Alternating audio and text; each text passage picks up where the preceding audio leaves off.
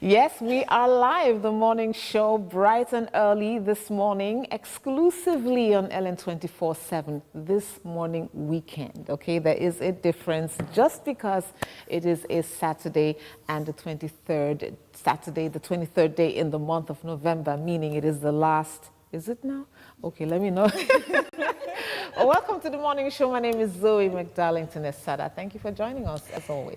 Yeah, and I am Tehila Ogbole.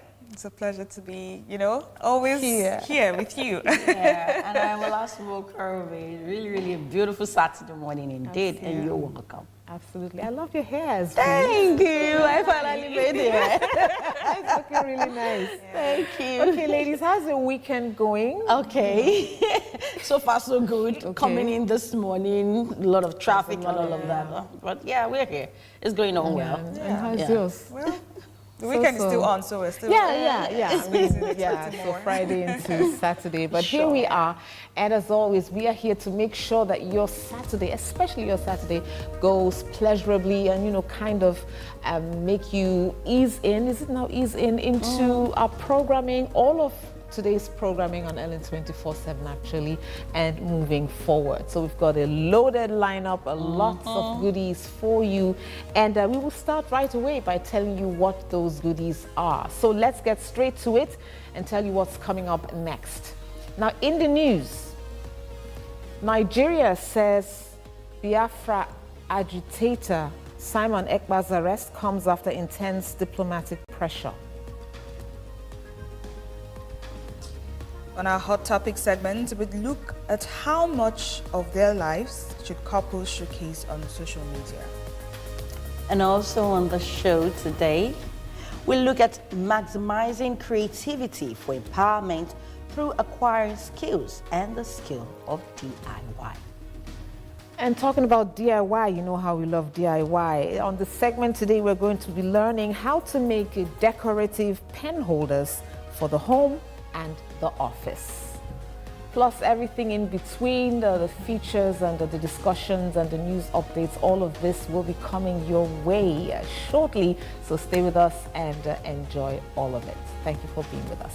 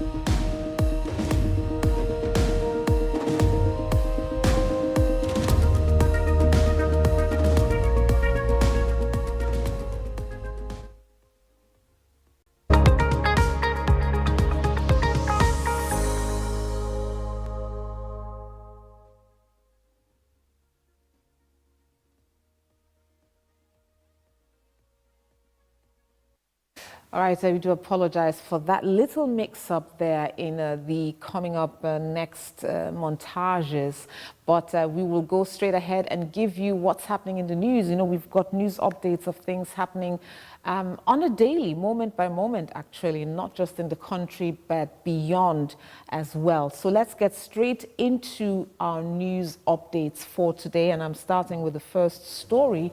Nigeria's Supreme Court on Friday nullified the National Lottery Act of 2005, enacted by the National Assembly on the grounds that it was made in violation of the powers donated by the Constitution to the federal legislature.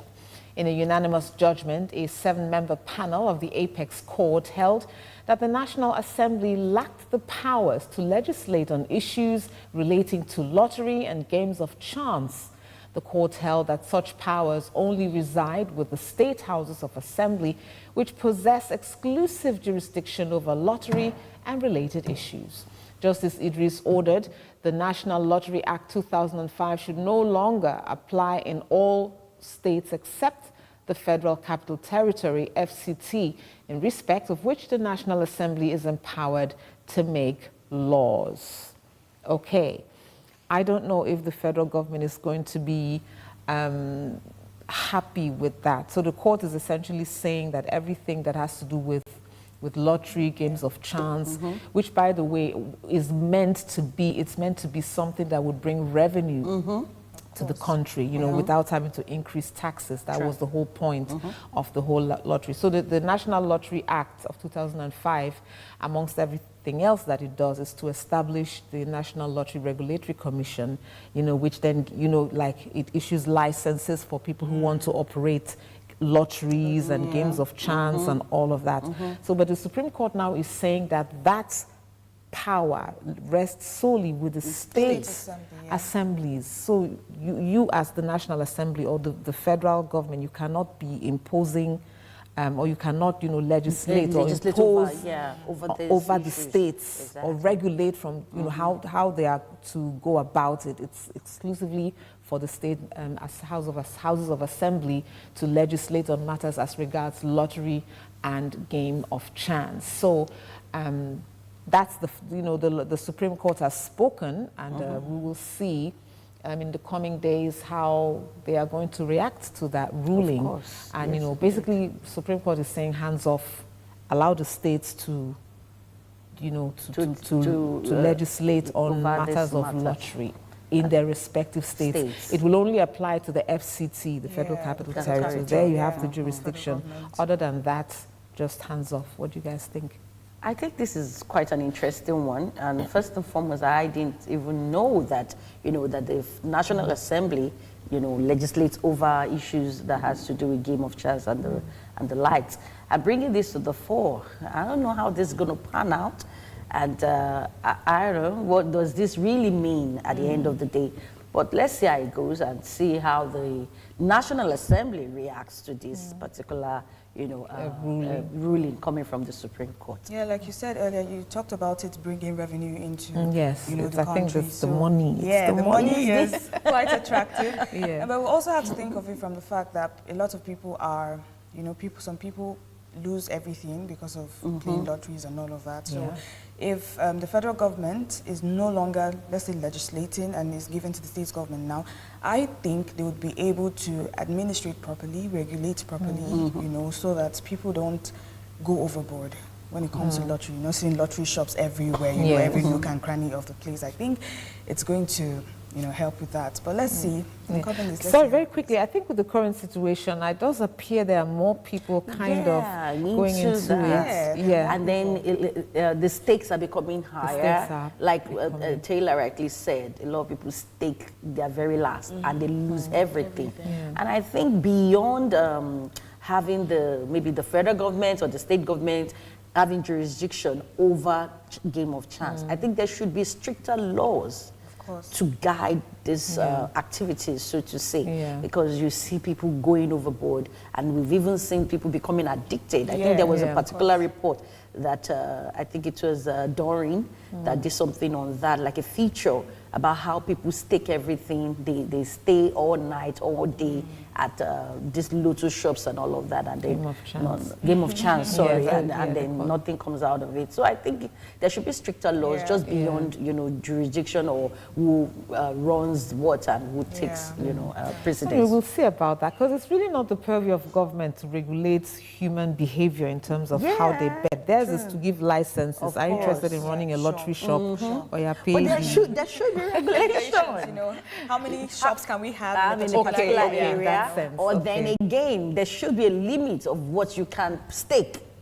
Maybe you can't make those kinds of regulations. I think so. Because it's my right. It's your choice. Okay, then.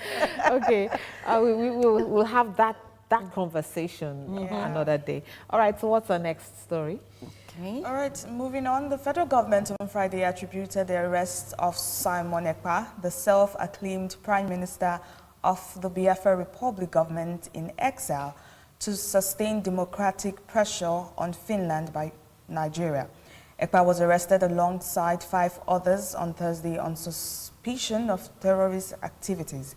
The Finnish district court at Päijät-Häme has ruled to keep him in detention on probable cause, citing his alleged movement in inciting violence through social media. The day after his arrest, the Ministry of Foreign Affairs said it would continue to track the progress of Ekpa's legal case. It further emphasized the importance of the proceeding in addressing the influence of IPOB and transnational actors on Nigeria's national security. Okay, what do you think about that? I think this has been a long time coming. Absolutely. Yeah, it has been a long time coming, and I didn't know why it took so long for this action to be finally taken, because you could not have someone outside of the country, and it's becoming obvious, except for those that don't want to accept the fact that he has been inciting a lot of, violence in the West. I'm sorry, I mean in the East, so to say, with the compulsory stay-at-home issue, and then the one that happened recently, this has been a long time coming, and I think it's high time all of this should be, laid to rest finally. Yeah, I totally agree with you. I totally agree with you. And then, when it comes to Simon Ekpa, there are also several narratives, some, the IPOB, there's some factions of the IPOB that disassociate themselves from him. Exactly. That they said they don't know where he's, like they don't have anything to do with him and all that. Then there's so many narratives. Then then some other narratives say that he is being sponsored, allegedly sponsored by non-state actors to cause conflicts and violence. Because I don't understand how someone will be in Europe and you'll be declaring what happens in a part of the country. I don't understand. What authority do you have? Who gave that to you? Exactly. Right? And so it's been like, it's rightly said, government has been on the Finnish government for quite a while now to say, look, this man is causing problems. And you need to hand him over. If he cannot be extradited back to the country to face charges of terrorist activities, then he needs to be stopped or contained in some way.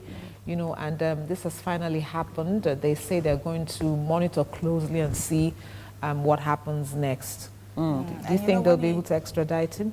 Well, we'll see about that, because we can't exactly see. Because I would say that when it comes to security issues in Nigeria at the moment, we are already facing a lot of it. So we shouldn't let things just go like that. So I think they should be on this matter until, it is properly addressed.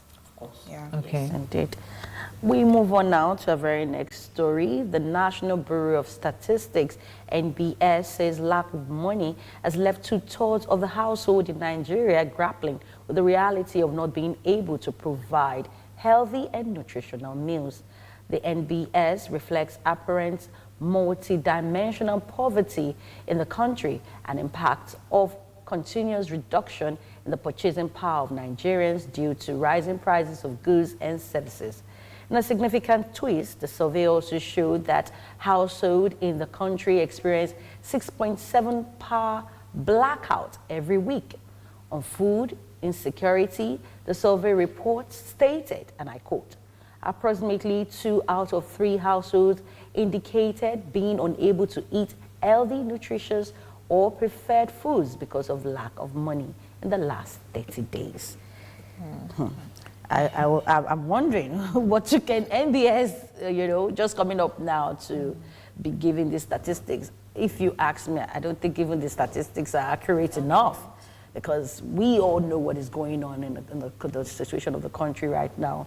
The economy, you go to the market, within the same week, the purchasing power keeps dropping. It keeps dropping, the same thing that you bought maybe on a Saturday, and you're coming back the next Friday or the next Saturday, and then like an 100% increase. has gone on them. And these are just regular household goods. You're talking about staple meals, your regular tuber of yam. Do you know what a tuber of yam is saying now in the market? If you don't have like up to 4,000, 5,000, you cannot purchase, you know, 5,000 naira, yeah, you can't purchase a tuber of yam. So I think, well, yeah, they stated this. So what is the next point of call? You are giving us these statistics. What is the solution? What is the way forward in resolving this issue? Those are my thoughts. Yeah. Yeah, and it's amazing to see that the time when the prices of fuel went up was the same period where we started having issues with electricity. And you see, these things affect economic activities. The issue of hunger, it's already, you know, it's already everywhere. So when you are struggling to feed and then you're struggling to do your business at the same time, you know, it compounds the entire issue. So if the price of oil will be up, how about electricity? Can people just have electricity constantly so they can go about their businesses, have money to purchase whatever they want to purchase? So you're seeing all of those things linked together. You're talking about food, you're talking about security, you're talking about electricity. It's just all linked together. And as, like you said, what's the next plan of action? Exactly. What is the solution? Which brings to mind, though it's in a bit of a how like, well related, you sometime back remembering what the what's it called now? The Senate President, Godswill Akpabio, mentioning the fact that, yeah, there's poverty and wherever you see food, eat. Those kind of comments can incite... Very insensitive. Yeah. So at this point in time, I think our leaders and people at the helms of affairs need to look for a viable solution to actually, you know, address the issue. What I find particularly interesting in the survey by the National Bureau of Statistics is that it wasn't even saying that 2/3 of households can't, you know, they're not able to provide food. It says healthy food. Yes. Healthy food, meaning foods that are that have nutritional value, that have nutritional value. And that is serious. Of course it is. That is very serious because it then means that people are eating chaff, you know, just to fill up their stomachs and to quench the hunger pangs or the feelings of hunger. So there nobody's talking about a balanced meal, balanced diet. Nobody's talking about eating what will give them nutrients to help their bodies. No one is, you know, I mean, people are not looking at that. They want to fill their stomachs, yes. Okay, so we understand that Abuja, the FCT is here, or rather, they are joining us right now. Beautiful morning to you, Dorothy. How are you this Saturday morning? You look lovely, by the way. Yes, you do. Thank you so much. Yes. Good morning. Good morning. Zoe. Good morning, Sumbo. Good morning, Tahila. Good morning. Hi. And you got the dress code. Yeah, you got the memo. You got the memo on the dress code. I think I'm the odd man out No, here, you're but not. it's all good. You're not. You're not. You're gelling quite well. Absolutely. Okay, so let's have your view on, you know, the third story about the National Bureau of Statistics saying that 2/3 of households in the country, you know, they are grappling with the reality of not being able to provide healthy and nutritional meals, as in they can't get healthy foods. What do you think about that? Well, I believe that, I mean, I don't want to use the word we're in tough times, but I guess that is what we can say it is. However, the issue of food security, the issue of, you know, trying to eat healthy is something that has been lingering for a while now. And it's just so sad that it has gotten to the point where, you know, citizens now have to eat whatever they see or have in order to survive, as against what it used to be before. You know, and talking about cost of these things in the market, it's really hard for one who earns peanuts, if I should use that word, to go to the market and expect to get good deals, you know, with that certain amount that he has in his pocket and be expected to eat healthy. Then talk about our farmers who go to the farm, you know, every day to actually put their hands on ground, you know, to provide these things and are not being able to, or they're not, you know, awarded the security that they're entitled to in order to go to their farms and, you know, do what they are meant to do in order to get these foods available to people. I mean, every day you hear that farmers are being attacked at their farmlands, you know, head-on farmer clashes here and there. How do we expect that citizens are going to eat healthy when the food is not being, you know, is not being accessible for sleep? Well, I don't want to say that we might face for a long time, but definitely it will be something we will face for a long time if addressed appropriately. So true, so true. And, you know, it calls for being creative. You know, people just have to, you have to get creative, because if you ignore that aspect of feeding and one falls ill, that is even worse. True. Because you can't even get the proper medication Yes. to deal with whatever, you know, sickness you're not eating properly might cause, right? So you need to get creative. You just have to get creative. Exactly, as much as possible. As much as you want to fill up, but if you do have something at all, I mean, money, you know, like a purchasing power, go for the foods that would help in some way. You still have vegetables that do not cost as much. You still have your green leafy vegetables like ogo, the old pumpkin leaf, the bitter leaf, you know, all kinds of leaves. It helps. Of course, you it know, does. Aside the other kind of leaves, the cabbage, you have your cabbage, you have your lettuce, and then homestead farming or subsistence farming. It does help. If you have an opportunity, please do so. I have a friend, she grows tubers of yam in sacks. Yes. You know, so these things it are has still nothing to do with possible. space, It has so nothing to do at the end with of the space. You day, can grow your leafy vegetables in pots, in discarded jerry cans, you know, big jerry cans, or even cartons, something. You know, grow your spinach, grow your tomatoes, your tomatoes, your scotch things like that. bonnets, and all of that. That's the only way. You know, True. that's one of the ways. Anyway, One of I the won't say that's ways, the only exactly. way. That's one of the ways that we can mitigate the challenges of that. And then, of course, we keep praying that things will change, and things are changing by God's grace. Sure. All right, we have one more story to look at, and this is I won't say it is bizarre, it's just really, really very thought-provoking. So a banana taped to a wall sold for, wait for it, $6.2 million at an art auction in New York. That happened on Wednesday, with the winning bid coming from a prominent cryptocurrency entrepreneur. Now, the price of the conceptual art consisted of a simple banana duct taped to a wall, and at one point, another artist actually took the banana off the wall and ate it.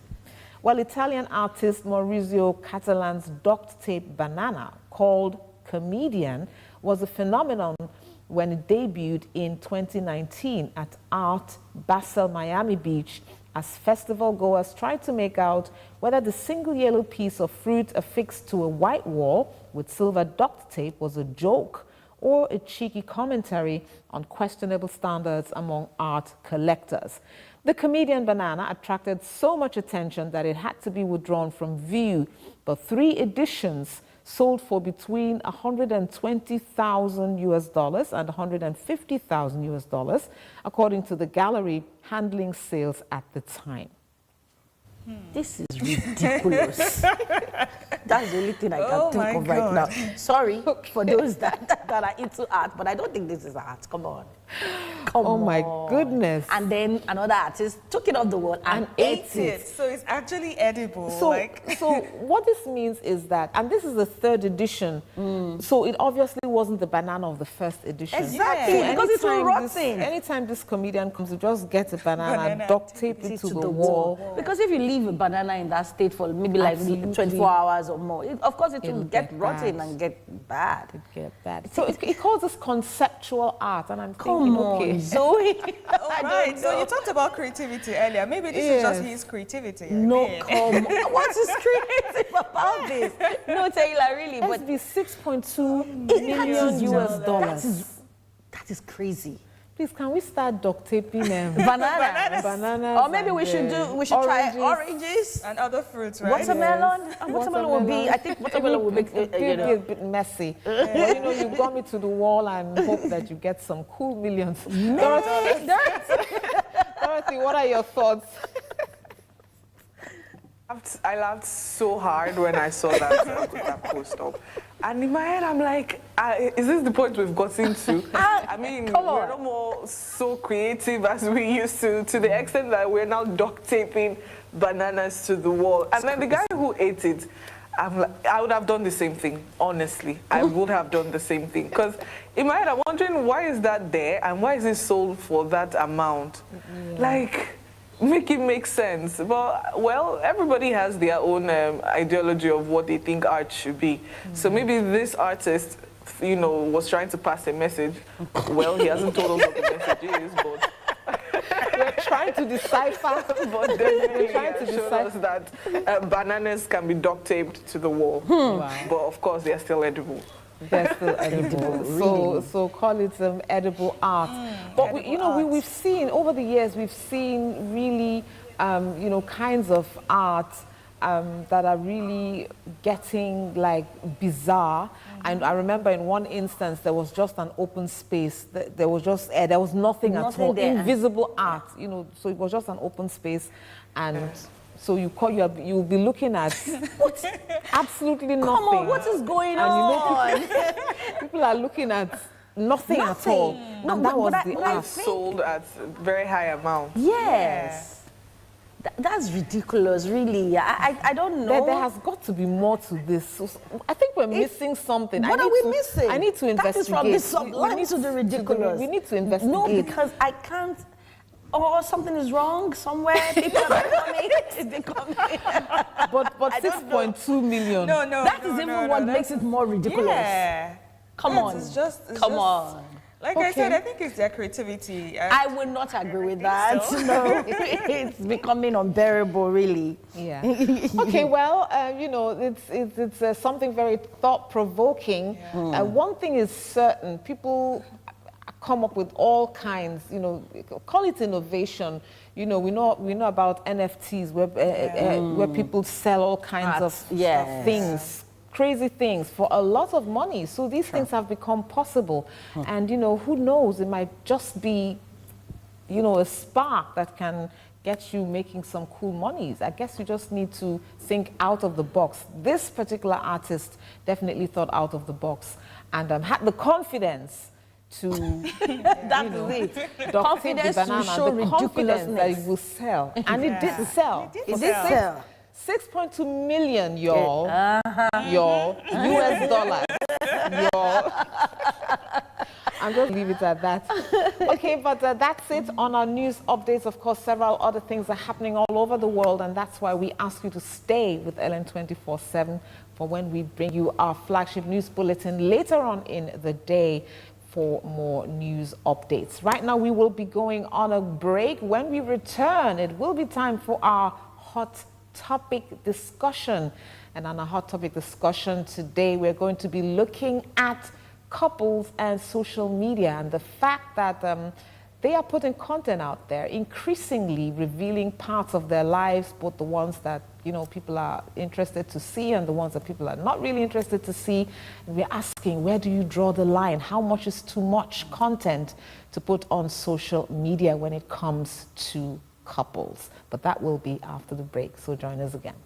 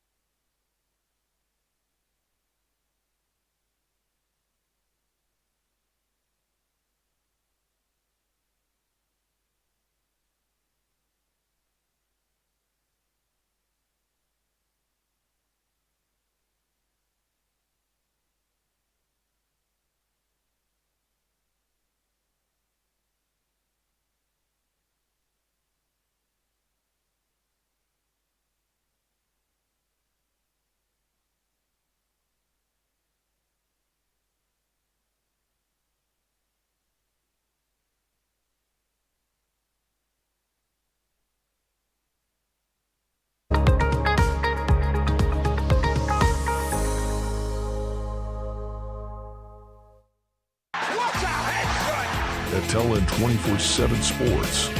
Football just got better.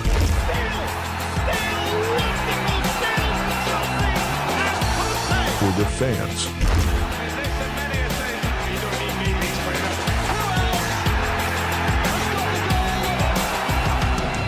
For loyalty.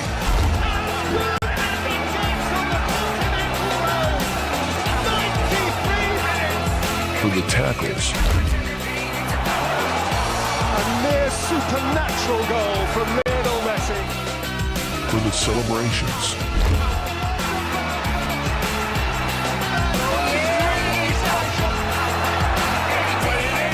For the goals.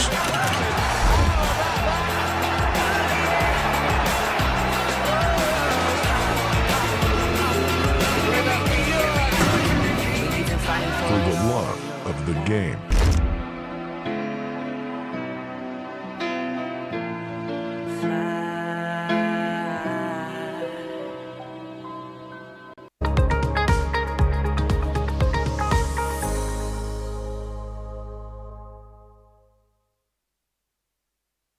Every nation, city, or town has its own iconic symbol of representation.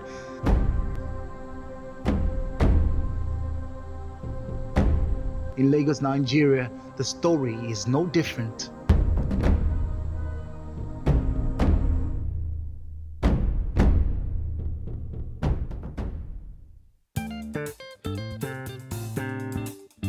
Have you ever wondered about the significance of these towering figures?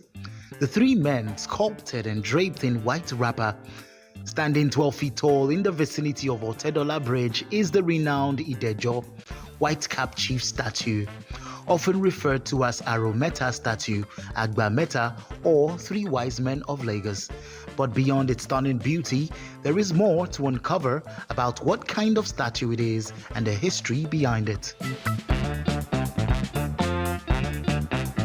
Before we talk about the symbolisms around the work, it is made of glass fiber, that is reinforced glass fiber.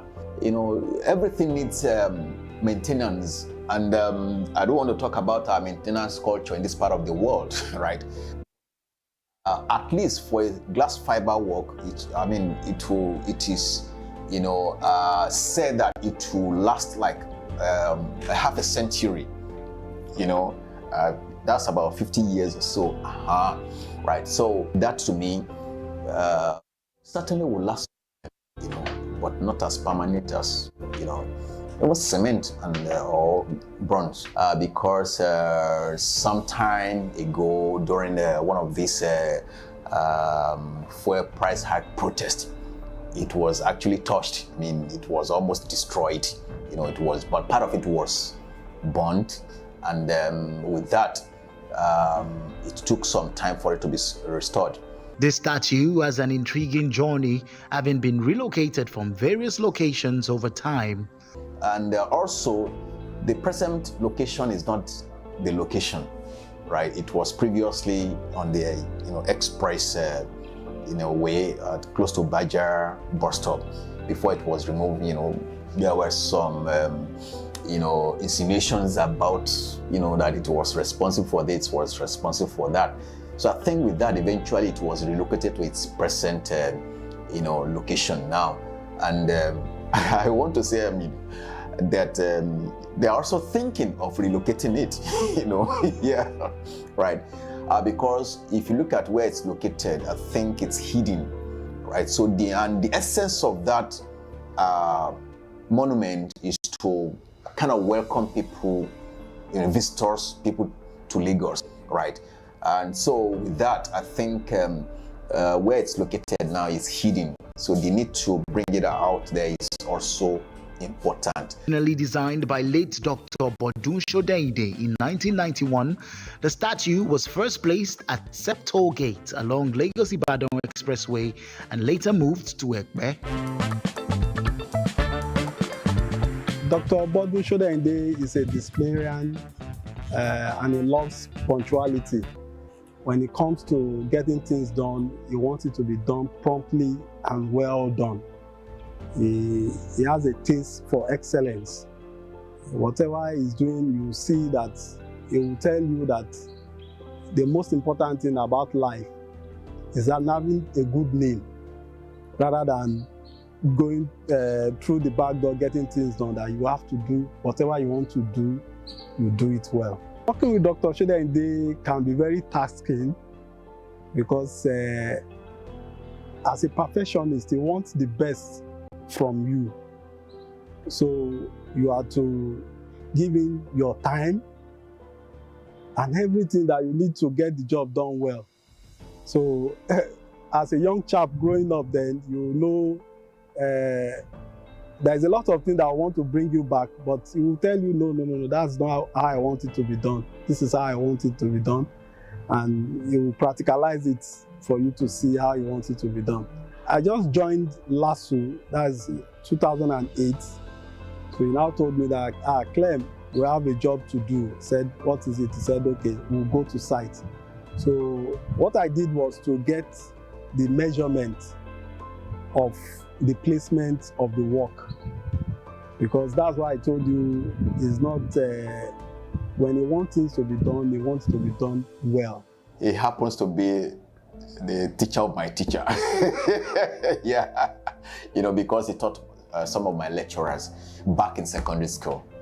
So I know that, and we've met on a couple of occasions, but not that I saw him at work, met him while he was, visited him. No. Welcome to Lagos. How do I represent that concept properly? That led me to the Oba of Lagos, whom I asked, hey, please Oba, how do you do, when people are coming into your domain to greet you, how do you achieve that? What must be done? He said he will send emissaries. See, the Benin and Lagos, I'm talking about the monarchy of Benin and the monarchy of Lagos, share a commonality. That commonality is they are being draped in white garments, especially the one you wrap around the body. That's one area that is common to both of them. The second area is the clenched fist. But you see, in Benin, there is the way the Beninese clench their fists while doing the traditional greeting. It's like this.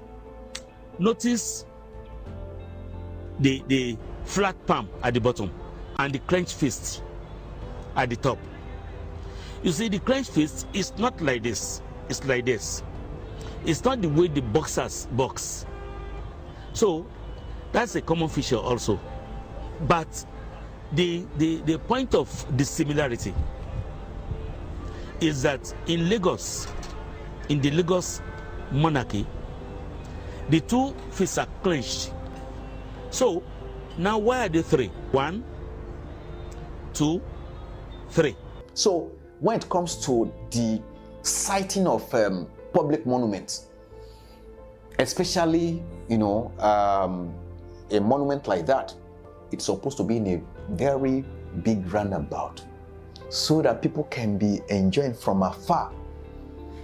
Now, if it's its former location, if you're driving, and that was, as I said, the people claim that it was causing accident, because ordinarily when you're driving and you have to turn your head like this to look at it, right? Whereas if it's a roundabout, you don't have to turn your head. From afar, you can enjoy it and drive along. I mean, the Awolowo statue, when it was still there, nobody complained about, accident. I mean, in the process of people enjoying, looking at the work. But if it's too close to you, certainly you will not be, you can be distracted. So that will happen. So my advice is about the fact that they should put that into consideration, because if it's not properly, considered,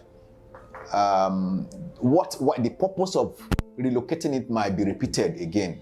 So they need to look for a big space, a big roundabout for it. That, I believe, will solve the problem. So, once it's beyond the life size, it comes with its different challenges. That's quite a monument because you're talking about 3 figures, all right? And 3 figures that are a 12-foot piece, certainly, which means that, scaffolding has to be, must have been installed for you to be able to walk around it, right? So then I'm also imagining the quantity of material, because first of all, after you construct your armature with steel rods, there's what we call, that's more or less like the skeleton of the work, right? After building that, you get to the next stage, that is padding. We call it padding, where you buff up the muscle, the flesh.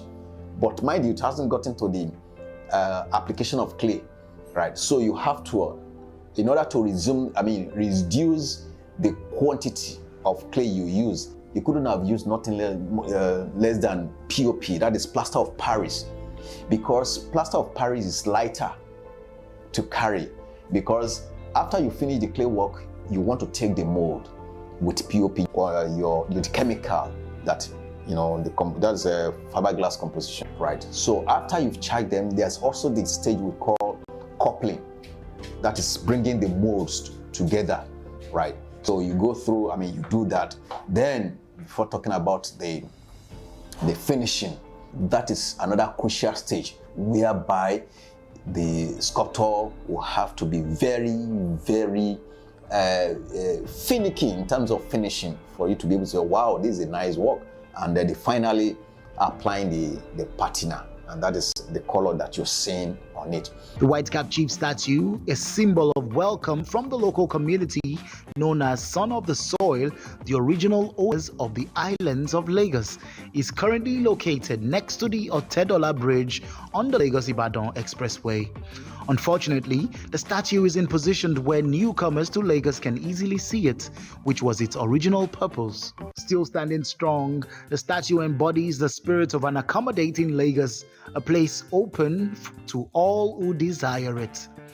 We hope that when it is relocated, it finds a more prominent home where it can truly shine, fulfilling its welcoming role with grace and beauty for generations to come. But the most important thing is that if you come in from another environment, from another culture, we all know that there could be culture shock. So all you need is to learn about the culture of the people, right? Then you get to know about why those figures, those chiefs, why they maintain those. But whether you like it or not, what it simply means is that welcoming you to Lagos.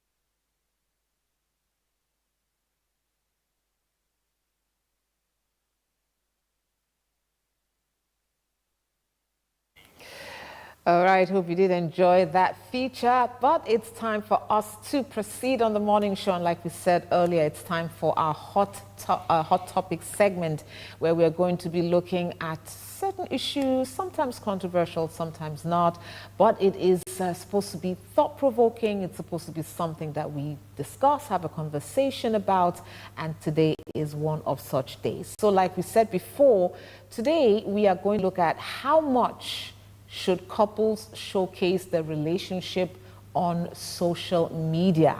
That's the question that we are asking. Now, social media has become a central part of modern relationships, and couples are being faced with the challenge of balancing their online presence with their personal boundaries. While sharing moments offers opportunities for strengthening connections and collaborations with other brands. Oversharing or mismanaging privacy can lead to conflicts, misunderstandings, external scrutiny, and take the contents from at couples' goals to couples' nightmares. So how far is too far when couples take their love, their relationship, their lives online? So let's uncover where to draw the line in this era of viral romance. How about that? So let's take a quick look at our talking points that we're going to be looking at as we make these discussions. Okay, we explore relationship validation and public perception. And our second talking point is identify effects of personal connection and privacy. And we'll finally discuss assess influence on audience and comparison culture. Okay, very, very, very vital issues. And so joining us virtually now to take a look at this and to discuss this, we have Dr. Mrs. Olubukola Adejoke Ugu. She is a public health physician and a seasoned women's and couples counselor. And she joins us now. Thank you so much for coming online and joining us this Saturday morning. Hello, good morning. Thank you Great. for joining us. I'm so glad to be here this morning. All right, thank you so much. Okay, we will get straight into it, but very quickly, let's take a look at our polls, because we always put up polls to kind of, find out what people think about the issues that we discuss. So we do have a poll going on. Tahila? All right, so the poll is saying, do you think couples should share all aspects of their lives openly on social media? 10% saying share everything. 70%, which is the majority, saying keep it private, and 20% saying depends on values. Interesting point of view. True. Yes. Okay, so let's get straight into it. And do remember that at some point the phone lines will open up. Please call. Let us know what your thoughts are. How much is too much? Is there any way that we should draw the line when it comes to putting up our lives on social media, especially when it has to do with couples? So we will get straight into it. Let me start by asking. So we understand that this is the digital age. Most of the things that we do is done online. Social media is a huge part of our lives. Why it does appear that couples feel compelled to put out their lives, put their lives out there on social media as content. Do you think that is so? And if it is, why? Why do you think that couples feel compelled, or they think they should, share their lives or their relationships online? All right, thank you so much for that question. A good way to start, okay? Yeah. So for couples, generally, even in life as a person, depending on your value, most humans want a kind of validation, where somebody's saying, oh, what you're doing is good, keep it up. They want someone to endorse what they're doing, and, the social media world is another kind of world entirely, where people look for likes, and, the setup there has given the opportunity for people to show their approval when you like something, when you keep sharing and all that, So I would say that giving your information, or your life as a couple, showing it out to the world may not be in itself bad, but it depends on the purpose for which you're doing that, okay? So I believe if any couple is showcasing their relationship or how it goes, in their private lives, to the whole world, then there needs to be some caution. But I think most people actually do that with the need for validation. You want people, something like pleasing people. You want to be fine. You want to just know that, oh, people endorse what I'm doing. And most often than not, we realize that many people don't put out negative stuff, okay? And we can say for sure that every relationship has its ups and downs. So how come many, So we'll still get to that, I believe. But I would want to say that the reason why a number of people do that is the need for validation. They want people to love them. They're seeking validation from their online communities. Okay, so that is a major reason why many people do that. Of course, those in question now, it depends on their own line of thought and what they do. For example, some are influencers and all that, but even those that are not influencers, the regular person, many people actually put up something, showing what is happening in their relationships. Some do on a lower level, so they know what's happening in their families, okay? So there must be a balance to it, okay? But definitely the main reason why we as humans do things like that and post things on social media is to get a kind of validation from the public. Yeah, I would want to just stay with that for now so that I don't go into things we're yet to discuss. Okay. All right, let me quickly ask this. So how do you define personal boundaries in public spaces? I know this differs from maybe place to place, depending on the values that the couples have, but how do you, like, what's a good way to define personal boundaries, or are there not boundaries? Are there no boundaries at all? Should there be boundaries? All right, great. Yes, I believe there should be boundaries. The way it is, you're in a relationship with different people and you have boundaries set, okay? And what you actually let out to them in form of information has a limit. You know, you have some kind of friends that it's just a particular aspect. It may just be everything related to work that you talk about, but you don't talk about your family and stuff. And the same way, yes, there must be boundaries in everything we do. That's where to get the balance, okay? So you can do a bit of something, but not go all the way. So you must set boundaries as a couple. And of course, this depends also on, of course, a couple. We're talking about two people here. And I know most often than not, most couples, one is maybe an extrovert, one is an introvert. And one may actually like doing stuff like that, and the other doesn't really like putting up whatever happens in their relationships, in their relationship rather, out to the world, okay? So they have to agree whatever they are comfortable with. That's where you set the boundaries. You know, what are you comfortable with? When you start to feel, you know, somehow about putting some things up there, then you actually have to discuss, you know, as a couple. So in as much as one person may love to do that more than the other, they must actually blend in their mindset and know that, okay, this is the extent. Oh, is it just when we're having an anniversary or special occasions in the family, or is it an everyday thing? You know, to what extent, you know, there must be a boundary. And definitely there are some things that should remain private between the couple and not let out to the world. This is quite interesting. You know, I like the fact that you already mentioned that most couples, you know, many people seek validation, you know, when they put stuff on social media. But now let's talk about how this validation may have effects on the emotional health of a relationship. You know, you just rightly mentioned what should be private, what should be let out there. You also mentioned the fact that, okay, for some people, maybe it's an anniversary, special events and stuff like that. So thinking about all of this, how does this validation affect the emotional health of a relationship? All right. The emotional health of a relationship can be affected both positively and negatively, definitely. You know how it can be like you post something, you don't really have a certain intention, and by the time you are seeing comments, you're like, oh, I didn't mean this. You know, I didn't mean to communicate this. So I think most often than not, whatever we put out there, you know, depends on the way the online communities are perceiving it, and which will be different for different people. So that means whatever we put out there will definitely have both positive and negative effects. If you get good comments, lots of likes and all that, yes, it may reinforce your bond and help you to bond better depending on your own what you look at and what really helps you for that validation as a couple, you know, what makes your bond stronger.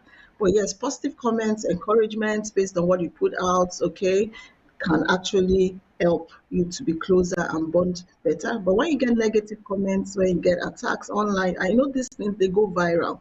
You don't even know what can cause, you know, a negative impression sometimes because you mean otherwise. So it depends on the public space, those taking it in and how they're, you know, interpreting these things, okay? So, and the public perception, yeah, the public perception. So, but when the public generally perceives some of what you put out as something negative and all that, then you may get negative comments which may not help your relationship, okay? In fact, yes, the comments and all those things on social media can actually cause, you know, relationships to break up and cause a lot of negative things. And it depends on your purpose. When as a couple, you know, okay, the reason for this is to encourage other relationships and stuff, then you're able to, you know, separate those negative comments and not allow them to affect you negatively. But the truth is that those comments that are negative, reactions that are negative could actually, cause negative effects on your bond as a couple. And when they are positive, yes, they can reinforce and help you to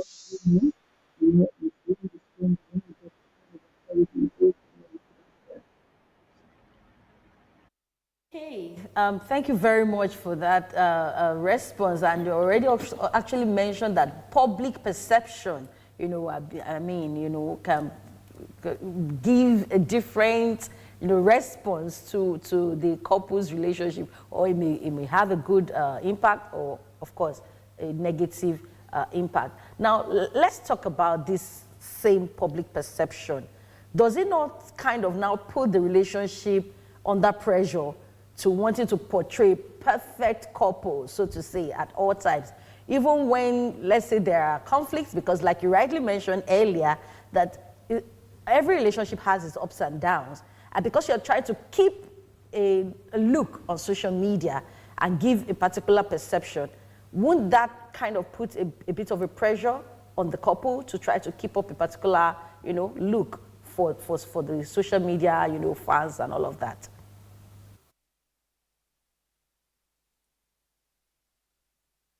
Okay. Wow. Okay. Internet. Okay. It looks like we have some network issues there. So do let us know when we are reconnected. In the meantime, the phone lines will be open for your thoughts and your contributions to this topic. Where do you draw the line? What is too much to put out on social media? As a couple, we understand the whole concept of content creation, several streams of income and all of that. But where do you draw the line? Is there any line to be drawn at all? Exactly. We would be opening the phone lines, and of course, we will get to Dorothy in a minute. But we need, Dr. Bukky to join us again, so that Dorothy will be able to ask her the question. Okay, so in the meantime, while we wait for that, I do remember just yesterday, I was watching a video about a certain woman. She's married with kids, and so in the video she sits down, she was crying, and she was in the video. She said that she had married a monster, that she just found out that the father of the children had touched them inappropriately. And she was crying, she was sobbing, and she was, so like it was unbelievable. But she said everything that she said, how that they're in court at the moment, and she said all kinds of things. I looked at the viewer count, 2.1 million views. Wow. And I thought, wow, but if you convert that, that's some good money. True. Yeah. That's some good money. So as much as I empathized, I was like, but you're commercializing the situation, right? What happens to, who protects the children? What happens? And then there was another video about a niece of the husband who was refuting, who was saying that she was lying, that she was doing it for clout. It became messy. The point I'm making is that it became really messy. And I thought to myself, but who suffers for this? Probably the children. Like, how do you protect them? You've already brought them online and told the world what is happening in their lives. So these are some of the things that, who knows? Now there's pressure. Now you're having to defend yourself from people's views and comments, all kinds of comments, some blaming her. You have opened a GoFund page. So this is about money. For what? For money. To get money to... What is the money for? To now, because if she's not going to be with the man anymore, so she now needs money to take care of the children. Like you rightly say, the case is in court. And if there's supposed to be a process, there should be a form of settlement coming from the man. Dorothy is with us. Yes, Dorothy, what are your thoughts? While we wait for Dr. Bukky to rejoin us, what are your thoughts about couples putting their lives on social media? What thoughts do you share on that? I believe that it has to be for certain reasons. I mean, I'm not of the view that, couples should put their life out there. It's your privacy. It's you and your partner. I really don't understand the logic behind, bringing out your business out there, unless it's for maybe business purposes like brand influencing or a cry for help or something. And even the cry for help, some of them actually don't even mean it. Just as you said, Zoe, it's for the money. Some of them commercialize these things in order to make money. I just feel like there are certain things that should be put out there and then certain things that shouldn't be put out there. There should be a form of balance or control for this kind of things. And I think the recent thing happening now, trend for couples, is this suspect challenge online, where you get to tell your business of your partner. It's very unnecessary for me. I don't even think it's wise, because why do I want to know that your partner sleeps and snores? It's not my business. There are certain things that you shouldn't just, put out there, especially in this current day and time where, of course, the internet doesn't forget. And then day your partner is trying to look for a job or a promotion, and then they say, oh, is this not how you said this thing that you said online? So I just believe that there should be a form of control in certain things. And then for that woman who was saddened by the actions of the man who she claimed was her husband, I mean, those kind of things for me, are the kind of things that we should see online, in as much as she's sharing her grievances or in a way trying to make. It's a form of awareness she's creating for people who are going through this kind of thing and for some certain reasons can't speak up or they're not courageous enough to actually even take the case to court as she did, So it's a form of encouragement. It's positive. It's also negative in a way. I mean, it's one thing to create a GoFundMe account to be able to, in order to raise your kids, but it's another thing for you to actually stop the GoFundMe account when you get the right amount that you need. Because these people now tend to leave this thing for a long time, and then money is coming in, and then tomorrow they start saying, oh, I need money for this, I need money for that, and then, it just becomes an online begging platform. I think our guest is here. She's back. Okay, was she in Yes, I was asking the question of perception. Hello, Dr. Bukky, can you hear us? Yes, I can. Thank you. Sorry about that. Yeah, it's fine. So before you went off, I was asking that public perception can create undue pressure, on couples to portray a perfect, couple online. What are your thoughts about that? Well, thank you for the last speaker. Thank you so much. I was actually listening at a point. All right. So, public perception definitely would create some pressure trying to meet up with what people want for you, which is definitely wrong. As I said earlier, there has to be a boundary, and the truth is that every relationship, every marriage has its pros and cons at some point, so that means you're just showcasing a particular aspect of your life. But you just, in that case, when people want to perceive something good, then you are put under pressure to put out things that may even be, you are performing, it may even be like a fake life you are doing, out there, and that's not really what happened. We know stories of people that, 1 minute you see them all over themselves on social media, the next minute you hear, they are going for a divorce, something like that. Now you wonder, wasn't it this couple that in a few weeks back, we're seeing the pictures and all that, and so many things being said.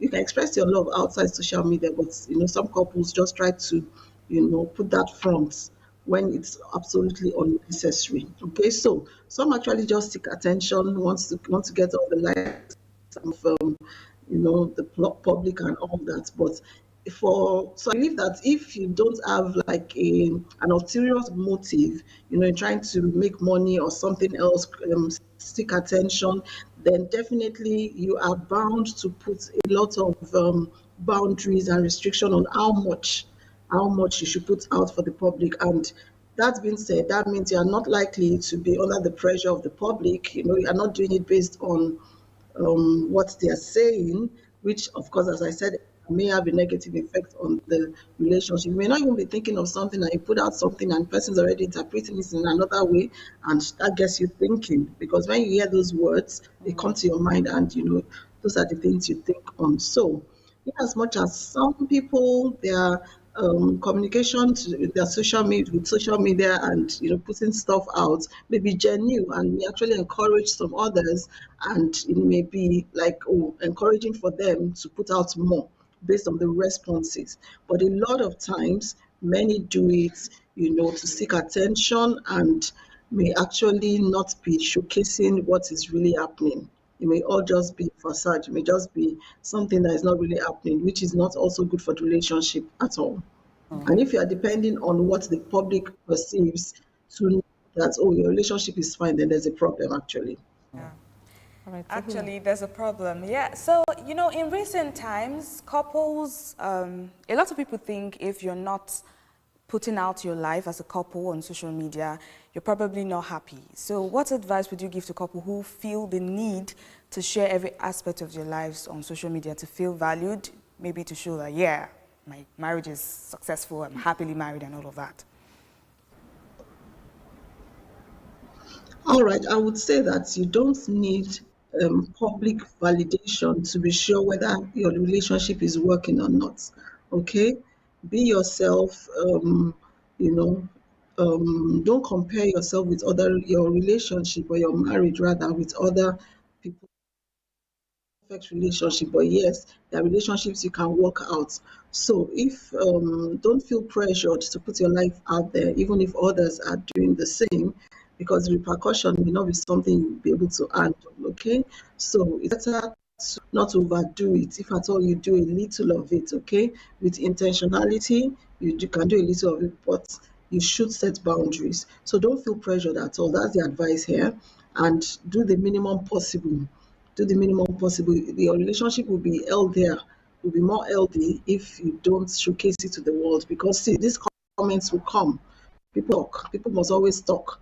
And sometimes some people don't even think properly before they analyze situations, and they just want to be heard, whether whatever they're saying makes sense or not. So people will talk. So the advice is that you should keep it low. If at all you want to do that, don't compare yourself with other relationships. Most of the time, those people doing that, or that overdo it rather, seek for attention. And it's actually a performance, not the real thing that's happening in their marriage. Yeah, exactly. Earlier you talked about couples could actually post some parts of their lives, sometimes maybe their anniversary and other parts. So, but when does documenting memories cross into performance for an audience? Let's say the social media fans. Yes, documenting memories is good. Sometimes, people even say, let me just put this on Facebook so that it will pop up later. Okay, so a number of people actually do those things based on personal preference, and they want people to actually celebrate with them. They may have been having it good, and yes, people validate, congratulate them and all that, and that actually encourages them, So I think having stuff like that, but on some particular social media, putting out those pictures and videos to celebrate anniversaries and all is good. But I would also want to say at this point, especially regarding children out of it, we shouldn't put them to the world. So even in your relationship as a couple, you're adults, you can handle certain things, so you can still put out so much. But for children, we should, respect their rights. They are not yet of age to choose what they want or what they don't want, okay? So I would say that it's fine to do that, up to an extent, putting out your pictures and videos on particular occasions. And yes, validations may come as well. All right, let's head over to Abuja. Dorothy, you have some questions to ask Dr. Bukky as regards our topic for discussion. So, yes. Okay, so of course, putting your business out there brings online perception or public perception, of what it is that you're putting out there. But can you say are the risks, exposing your relationship to public? All right, yes, it's actually, thank you for that word, Dorothy. There are risks attached to it. put out your life out there. And yes, be married and things that happen in your really sensitive things, okay? And there are things that you'd rather, have as part of your private life, instead of out. We know a number of successful businessmen and women and even influencers, they do a lot online, but you won't see stuff about their private life. You won't see. And I believe that's a good decision on their part, because once you make a mistake, or you post something you ought not to, then it goes viral all over the world and you can't take it back. Yes, you can bring it down, but it's already out there. Some may have downloaded it, and it can actually stand against you. It can stand against you, okay? And, for especially if you made mistakes in the past and all that, you are just, you can't assume that everyone likes you, okay? You can't assume everyone likes you. Some of the things you may put out there may be used against you, or someone that known you in your past life, sees some things and starts to react, okay? So I would say that, yeah, there's a high risk of, things like that having a negative effect on your marriage. So even if you think you love things like that, which I believe that you should not do to the extreme, you must caution yourself, okay? You must caution yourself, because the rate at which things go viral now, it's very high. And the advice also is that even if you want to do a bit of that, be authentic, be real. Don't fake things, don't fake things, don't fake your life, real with what you put out there, And I believe when you are real, and in fact, even saying that you should be real, there are some things that you may experience that you don't necessarily put out there if you look at the pros and cons of doing that. So there's a high risk of putting out your life there as a couple, that for it to have negative effects on you. Yes, it's higher than not having any negative effect. So we would rather not go that route. Okay, so you mentioned earlier that sometimes, there are partners who one is introverted, the other one is extroverted, or, one likes to be out there, the other doesn't. Now, how would you say constant visibility, how can constant visibility affect trust and intimacy between couples? Now, in that kind of scenario where one is like almost opposite to the other, they have to actually compromise, they have to discuss it, before going all out. The person the partner that loves to put his or her life, usually some of the time is the ladies, depending, just, wants people to see what's happening, you want to share your moments, good moments sometimes, and all that. So, but you have to discuss with your husband or your wife and reach an agreement on what you want to do. And that's still about creating boundaries and putting out only what you're comfortable with. Both partners have to be comfortable about it, okay? So you decide this aspect of our life remains private. Okay, this can go out. So you have to agree. And once you agree, you stick to that. Otherwise, it could actually cause issues. The other person may just be a private person, you're not too loud, and just want to keep to yourself. So that has to be based on discussions and agreements, by the couple. You agree that this is the boundary we're setting, and that is it, and you stick by it, okay? You prioritize your private life, you don't seek to please, others outside your marriage. You seek to please your partner. That's the person you really want to please. So you want him or her to be happy with you and all that. So you don't want to do things that will cause issues later. So once your partner doesn't agree with you on certain things about, posting some things, and please don't do it. That's the advice. Don't do it. It's not going to take anything out of you. What you need most is the validation of your partner, of your husband and your wife, or your wife, as the case may be. All right, so just to remind us that the phone lines are open, we would love to hear from you. What are your thoughts on this matter? Perhaps you are sharing, parts of your life on social media. If you'd like to share and tell us how that has been going, have you experienced any challenges with that? How has it been, the feedback? Are you encouraged to continue all of that? Or you think it's something that shouldn't happen? The phone lines are open for your contributions. All right, so moving on now, is it possible really for couples to maintain a sense of privacy while at the same time sharing their lives on social media.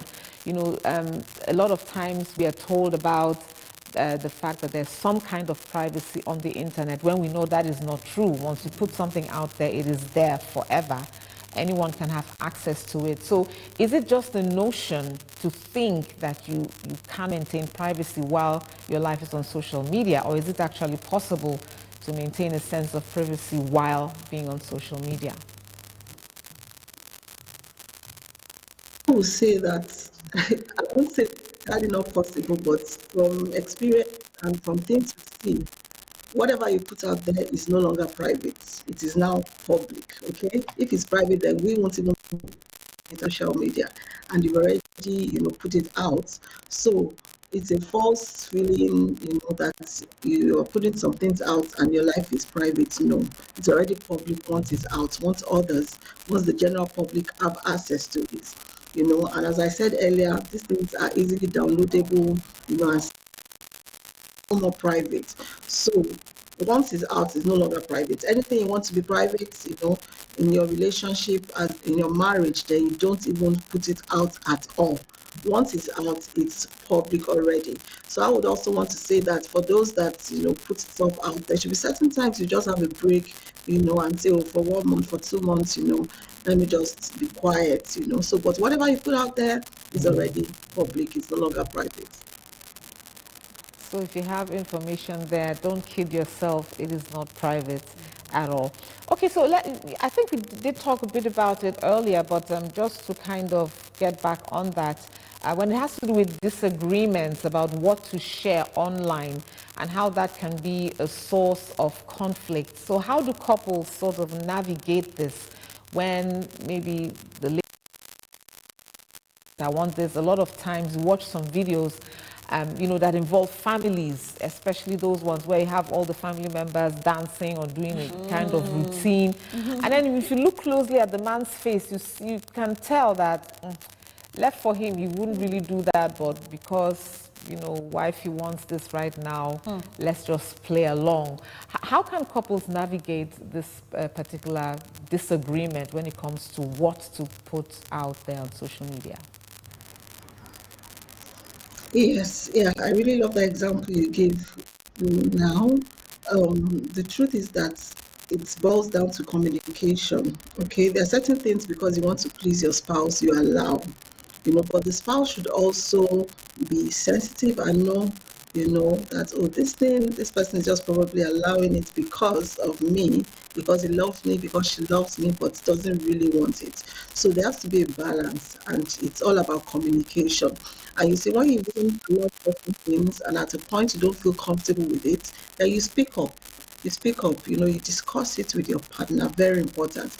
When you discuss and you say, you communicate exactly how you feel about certain things, then you can reach a compromise, you can agree. If it means a lot to, one of the partners, maybe the wife, for example, and for the husband doesn't even want it, then you also, try to get a balance between respecting what you want and also what is good for the marriage. There has to be a mutual agreement at some point. So I believe that when those things come up in the process of, putting your life out as a couple, then you must discuss, because it's not about what the public says or what the public wants, but it's about, how healthy your marriage is, how healthy your private life is. And if it's going to cause issues, then you cut off. So if, a woman or a man should be wise enough to know that, at this point, even though I want it and I really love this, but my wife doesn't want it, or she doesn't want as much as, I'm doing, then please discuss it and reach a compromise at any level you can. All right, Dorothy, you can ask some more questions.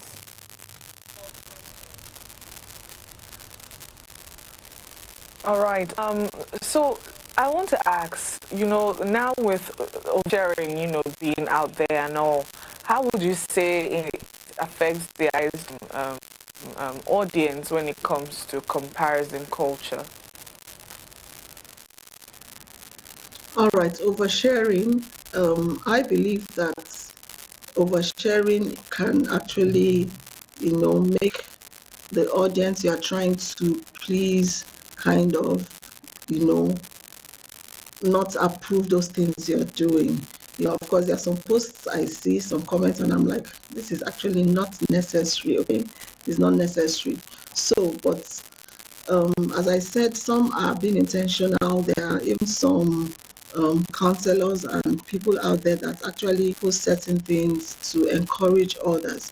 But when you are trying to overshare, or when you do overshare, especially, things that are you can actually do without, then the purpose for the validation you are seeking for can actually, twist, and you don't get that kind of validation or social approval from the public, okay? So oversharing should be avoided as much as possible, and because it can actually cause your, should I say, offline intimacy, it can affect it, So don't overshare personal details, okay? It can diminish the connection between the partners offline now.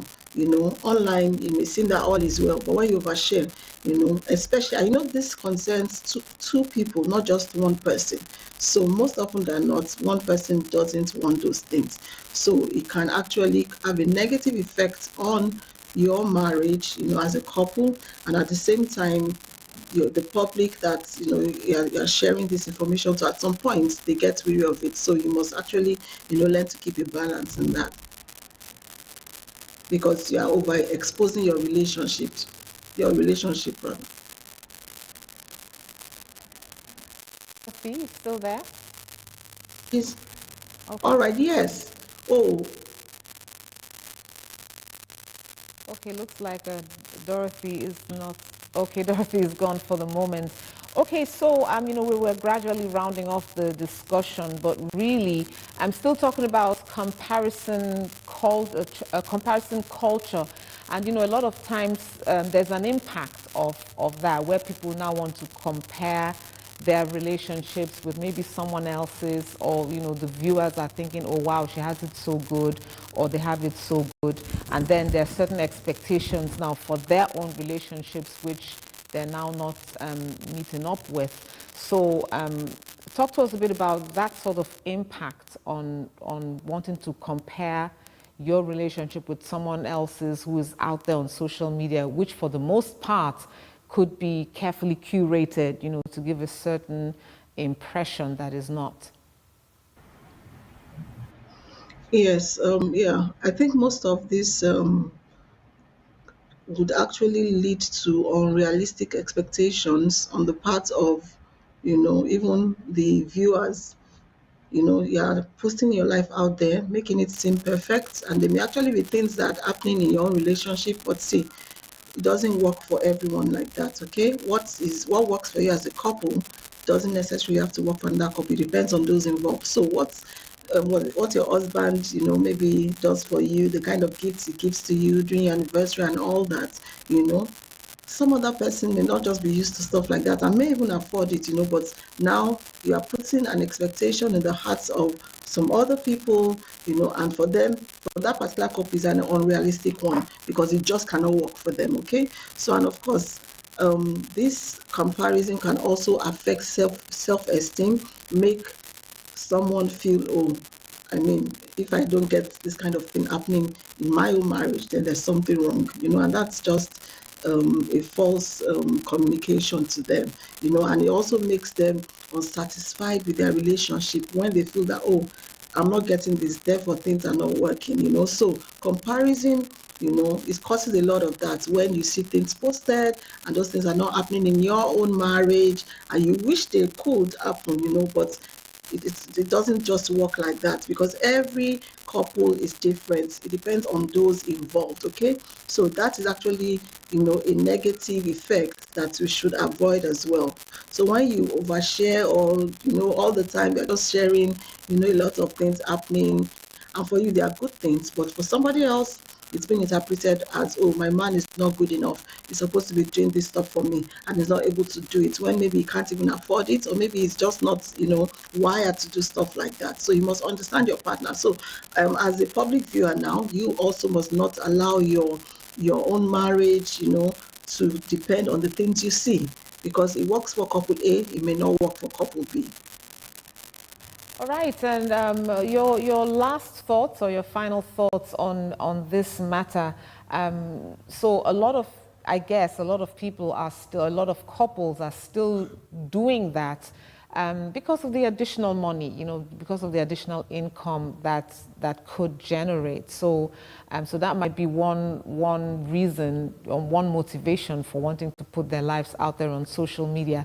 In your final thoughts on this issue, what would you advise couples, like how they can go about this in such a way that it does not adversely impact on their relationships, but you know they still want to make some extra money, but not at the expense of their relationship? What are your last thoughts on this? Right, I would say that couples may have valid reasons to put some of their life out there, but they must prioritize their private moments. They must make time for quality, you know, their relationship outside, you know, the public. That is much more important than whatever they are doing out there. So they must prioritize their connections privately and always give time for that. That would strengthen them, and you know, they know that, oh, whatever they are doing, putting their life out there, it's for a reason. But you know, in their private time, in their private moments, they cherish those moments and make sure talking. And yes, sometimes take a break. Just take a break, okay? Take a break and, you know, rejuvenate, come back and do what you have to do. But it's good to take breaks, especially if it's something as a couple you do regularly, okay? And your boundaries, once you agree on them and you set those boundaries, you know, keep at what you've decided. And what should remain private that you decided, let it remain private, and what you need to put out there, and you put it out there, okay? So, but most importantly, prioritize your personal, you know, relationship outside the public. Very, very important. That would strengthen you, and you know that whatever you're doing and putting out there is for a reason, but you are strong as a couple in your private moments. Well said, well said. So we had the pleasure of talking with Dr. Mrs. Olubukola Adejoke Ugu, who is a public health physician and a seasoned women's and couples counselor. Thank you very much for your time, for joining us and sharing your thoughts on this very important matter. Thank you very much. Thank you too. Thanks for having me. Thank you. All right, so there you have it. So regardless of the motivation, you know, part of what started this discussion actually was the Vicky James saga that Dorothy mentioned earlier, that, you know, she came online, there was this suspects challenge and all of that. And, you know, there were just some sordid details that we didn't we don't care about. We actually don't care about, right? And so I've watched some other people make comments on that and say that she's not letting her husband rest. That she's always on, you know, it is as if, you know, she's kind of forcing him to play along and all of that. We don't know if it's true or not. But the point is, like Dr. Bukky also said, don't ever force the other person, because you can see, you can tell. You can tell when someone is less enthusiastic than you are in your video. You can totally tell. So, so she's already a brand, and there's nothing wrong if you come online, do your stuff, do your thing, flex. You know, you already have a name, you're a brand. You know, and you know, leave hobby out of it if he doesn't feel, because that's the vibe I'm getting. Like, he's not quite into it, but then he has to, because you know, he needs to please wifey, and you know, maybe also additional income, whatever the reason is. But some of these things are just really details that we don't need to know. You know. I don't know if Dorothy is back. I'd like to have her last thoughts on this matter as well. Okay, she's not there. Apparently, they're having internet problems.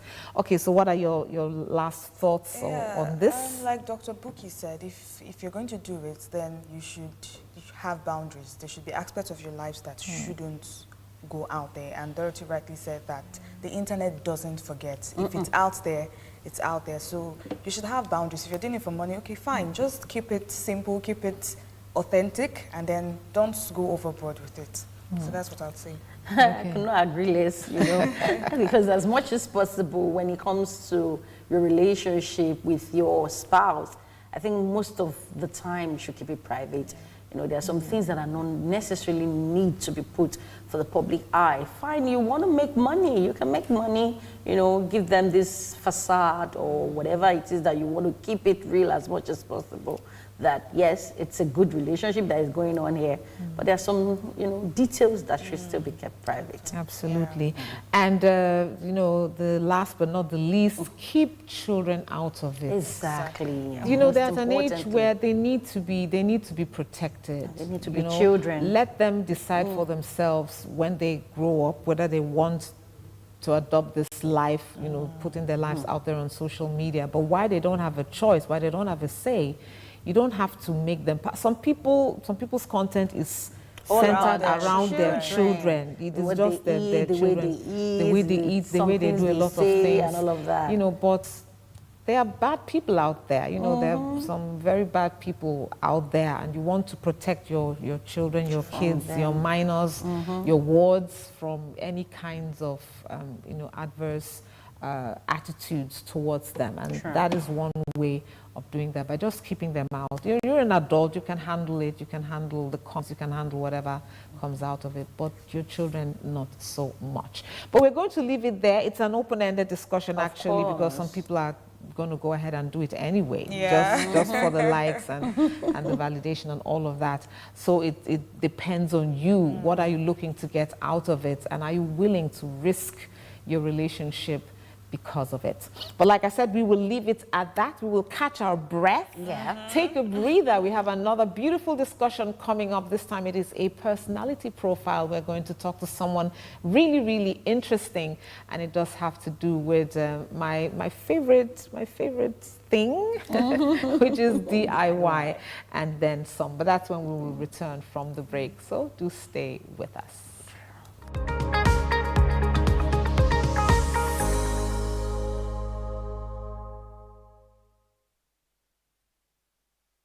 Ellen 24/7 lights up your day with unbeatable shows that guarantees absolute access to stories that revolves around politics, entertainment, and sports. Breaking news, plus detailed reports and analysis. At Ellen 24/7, where the story goes, we go.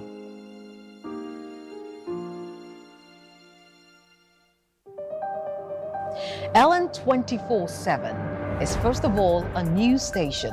We'll continue with updates from the just concluded governorship in the Southeast has raised questions if INEC will be able to conduct elections. With a core team of over 40 correspondents spread across Nigeria. Nigeria is set to take its place. And affiliates in Africa, Europe, America, and Asia. We give you news as it breaks from the perspective you can trust.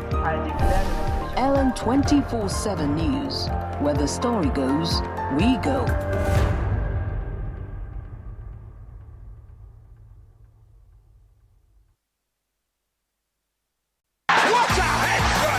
At Ellen 24/7 Sports, football just got better.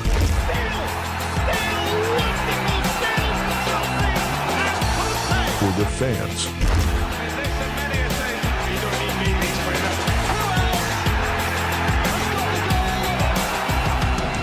For loyalty.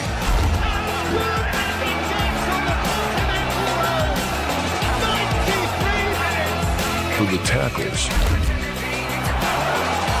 A near supernatural goal from Lionel Messi. For the celebrations.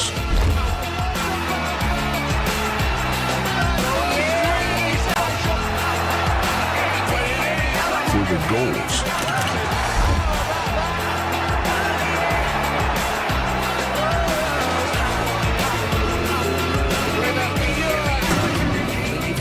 For the love of the game.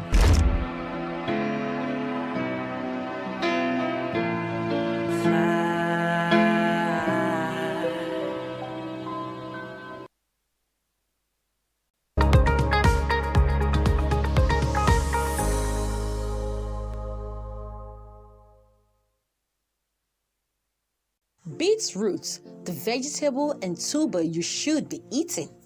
Deep, earthy flavor and a whole lot of crunch.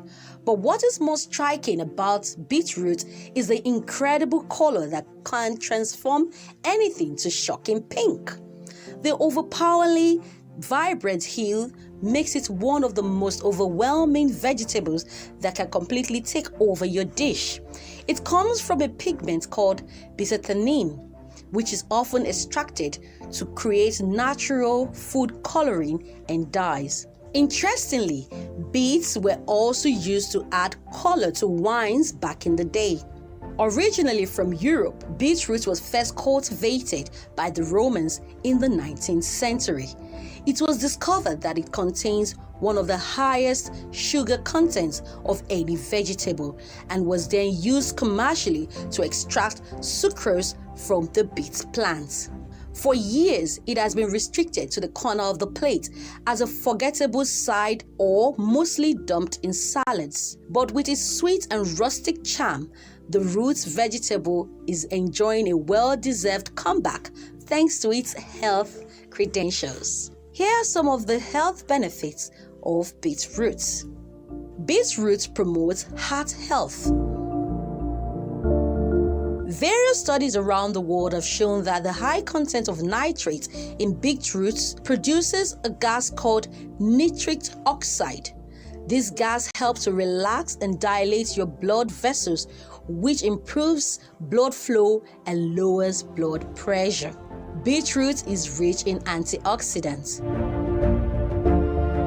Beta-theanine, the pigment which gives beetroot its color, is a potent antioxidant. Along with another class of antioxidant called polyphenols, these are getting more attention in the scientific community. According to the American Journal of Clinical Nutrition, antioxidants reduce the oxidation of bad cholesterol, protect the artery walls, and guard against heart disease and stroke. Beetroot helps in detoxification. Beetroot is reckoned to be a great purifier. It detoxifies your body by pulling the toxins into the colon from where they can be evacuated. Some studies suggest that beetroot juice might also stimulate red blood cells production and build stamina. Beetroot is low in fat and calories. Although it has high sugar content, it is low in calories and almost fat-free. Since it is loaded with fiber, it makes you full on lower calories. This makes it a nutrition option for those looking to keep their weight down. Beetroot contains folate, fiber, vitamin C, and other minerals. Most people think that diabetes patients should avoid beetroot since it is sweet. It is sadly misunderstood. Beetroot is a great source of fiber and minerals like iron, potassium, manganese, which are essential for good health, and in combination with other foods, it can deliver a whole lot, says Dr. Rupert Lee Datta, Chief Clinical Nutritionist at Fortis Scott Hospital in New Delhi. Vitamin C boosts immunity. Folate is essential for normal tissue growth, and fiber helps in smooth digestive functions. All these are present in beetroot, and it is also high in protein and iron than most other roots and tubers. Beetroot for hair care. Beetroot is actually one of the best home remedies to fight the flakes and itchy scalp. You can boil some beets in water and use the concentrated liquid to massage the scalp. Alternatively, you can mix some beetroot juice with vinegar and ginger juice and apply to the scalp. Leave for 20 minutes and rinse off. Eating beetroots raw. The nutrients in beetroots are heat sensitive. With a rise in cooking time and temperature, the antioxidant content decreases. Beetroot is rich in vitamin C, which is a water-soluble vitamin that can be destroyed in cooking. Not only this, it also loses more than 25% of its folate when cooked. It is best to mildly steam or bake at lower temperatures. Fresh beets are as happy in a soup as they are when pureed in a dip. If the jelly flesh has kept you away from beetroot, you can marinate it with some olive oil and herbs and roast it. This will add some nice nuttiness. Grilling, on the other hand, draws out the sweetness and it gives it a smoky flavor. Save the greens. The next time you bring home a bunch of beets, do not toss the tops away. These dark leafy greens that are often overlooked are rich in iron, calcium, vitamin A, K, and C. They are loaded with vitamin K that plays a major role in blood clotting. An average male requires 120 micrograms of vitamin K, while female adults require 90 micrograms. 1 cup of greens provides a whopping 152 micrograms of this vitamin. This can be cooked just like spinach and are slightly bitter as compared to the sweet bulb. To juice or not to juice? Beet juice is a more concentrated source of beta-alanines, but cooked much more fiber. Traditionally, beet juice was used as a blood purifier and to cleanse the liver. It is also considered a natural remedy for anemia or iron deficiency. Beetroot, all juiced up, is a healthy way to get all the nutrients that may be lost in cooking. It is also easier to digest and absorb nutrients in liquid form.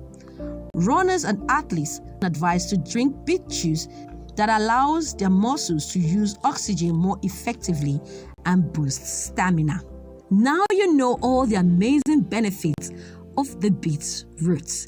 So when next you want to cook it, you want to eat it raw or juice it, make sure to enjoy all these benefits and have fun while at it. Bon appetit!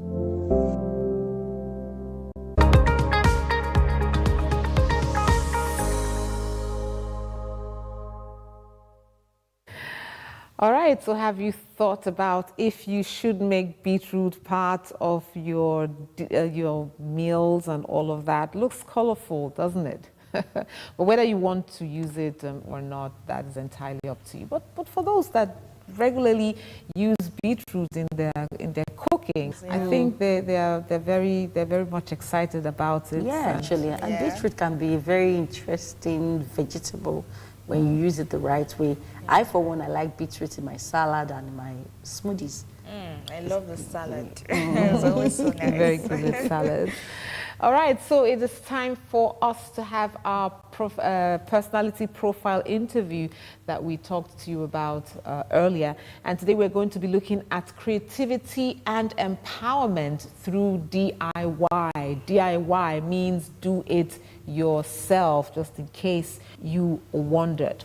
All right, so today on our personality profile interview, we are going to be exploring the world of creativity and empowerment through DIY, where passion meets innovation and ordinary individuals transform everyday challenges into extraordinary success. Now, DIY, or do-it-yourself, is more than just crafting or fixing things. It's actually a movement of creativity, resourcefulness, and self-reliance. It empowers individuals to reimagine their spaces, express their uniqueness, and even build careers. So today we are spotlighting Roxy Nimmins and how she has used her passion for DIY as a tool for personal and professional transformation, inspiring creativity while empowering others to take charge of their dreams. Roxy Nimmins is a Kenyan interior decorator and DIY coach who turned a challenging job loss in 2020 due to the COVID-19 farce into an inspiring journey of creativity and entrepreneurship. As a mother of two, she started sharing DIY home decor projects on her social media, gaining attention for her unique designs. Now, within a year, demand for her creations led to a thriving business specializing in full home transformations. In 2021, she expanded her reach, showcasing her work and offering DIY classes to empower others with over 3 years of expertise. Now, Roxy has built a successful career in a male-dominated industry, combining her passion for design with mentorship and innovation. And Roxy now joins us virtually live from Kenya. Thank you so much, Roxy, for joining us today. Beautiful morning. What is it in your time? How many hours are you ahead or behind Nigerian time? I think it's 2 hours. Okay, about... Yes, ahead. All right. Thank you so much for joining us today. Okay, so let's get straight into it. And we're going to start from, of course, what inspired your journey. How did you start out, your DIY journey, and how it shaped your kind of personal and professional life? Let's start there. So, as I told you, there's a short guys. Hope I'm audible on your end, right? I can hear you loud and clear. Go ahead. Okay. So in 2020, there was a break. So I lost my job, and by staying at home, I got a little bit depressed, and I tried to start small DIY projects just to keep myself busy. And then with time, I saw, let me try out to post these projects that I'm doing maybe on YouTube channel, so that I can see if it can be a source of income, because at that time I had no any income flow on my side. So after trying to post a few of my videos, I saw some people interested, and that's how I grew my DIY career to this point. Through depression made me become became creative in this sector of DIY. That's that. Okay, so DIY specifically, was it something you were doing even when you had the job? How did the challenges of the COVID-19 protocol lead you to discover your love, your proficiency for DIY projects? Actually, there's a lady on my called this in the US. Actually, when there's a COVID, most people are it was all about internet watching items on YouTube or on TV.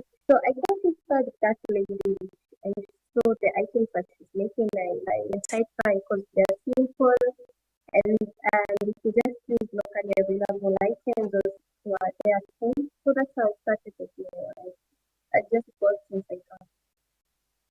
I had not planned on going to school to learn the DIY, but it's all about, I think it came like a passion, just the boredom or staying at home at that time.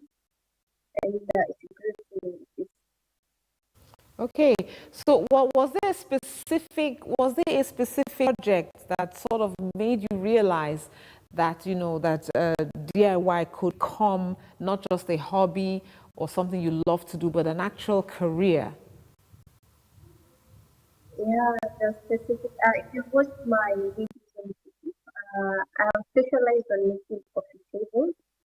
So while doing the DIYs on my YouTube channel, I started by transforming simple items like a bucket into a side table, or maybe a cardboard or a cheap cardboard into a coffee table.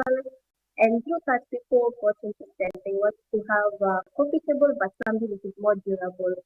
So you can see the plastic bucket and the cardboard are not durable. So I opted to know how to get to do using the wood so that you can get something durable, and that's how I ended up making the coffee table, specializing on doing the coffee table using wood and the MDF wood. Interesting. All right, SB. Oh, right. Yes, thank you so much for joining us this morning. Now, let's talk about your creative process. Now, how do you come up with your unique designs, concept for your DIY projects? Because I saw a particular video and I thought that was nice. So how do you come up with those designs? So mostly nowadays everything is on the website, but I get my ideas from speakers, aside from if I take something on Instagram, maybe something unique, and then try to figure out how can I make this thing exactly, or maybe how can I think that I saw maybe on Pinterest or on Instagram using some readily available items that I have at home. So that's how I end up getting ideas of how I can make it item myself using the items that I have. So what's the favorite part of the creative process for you? You know, when you're creating a design and you're working on a particular, a particular design, what part of all of that is the most favorite for you and why? The favorite is that it has grown to be a hobby, or also consider passion, something that I'm doing or effortlessly, like I'm not doing it for money, but the bigger perspective of it, because it's passion and it has been still. This is the film that was supposed to be long time ago. I know what my passions are, and yeah. Okay. All right, Tahila, you ready to ask your question? Going over to Abuja. All right, so thank you, Roxy. I would like to ask, how do you balance functionality and aesthetics in your interior decoration? So how do you balance function and aesthetics? Because these things are beautiful things, right? So how do you balance the functionality of what you're making and the aesthetics of your design when you're doing your journal? So mostly things normally the clients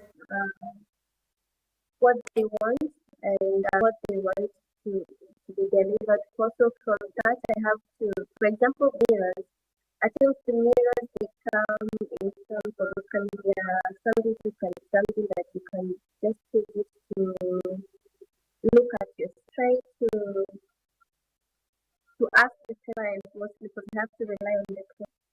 What he or she really wants, so that will work and balance the functionality of the items that she needs. Yeah. Okay, so in your profile where you talked about, empowering others, so what does empowerment through DIY mean to you? So my empowerment is teaching other ladies, especially as teaching other ladies. So for most of us, especially with in this career, so let me go back. In this decoration salon dominated industry, and I love empowering women to join this into this journey. So by doing so, the DIY classes, and I have tried to empower some of the women, and I'm so happy to see that some of them have ended up opening their workshops and they're doing. Interesting. All right, Dorothy, are you with us? Hello, Dorothy. We're talking with Roxy. Okay, hello? Okay, she is not yet with us. Okay, let us know as soon as that happens. It's really, really interesting, watch you work and, see some of your designs come, your creations and how they unfold and all of that. So we're still talking about DIY, right? So how has DIY or do-it-yourself projects, how has it sort of allowed you to inspire and empower other people, especially through your classes and your mentorship? I think there's like background that has to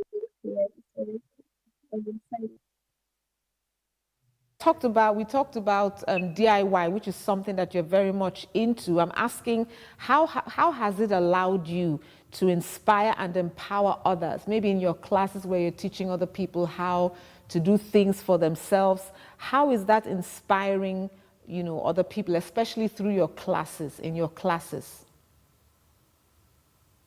So I think what has been inspired, especially come from my classes. I think it's the end product of the DIY projects that I'm doing, and also the uniqueness of the DIY projects that I have done, and the creativity part of it. So most of them will come to this, not those who are more projects and just to do the items that I'm doing. Those are my end products transparent for them to do the classes, and also how I display the items, and also the finishing products.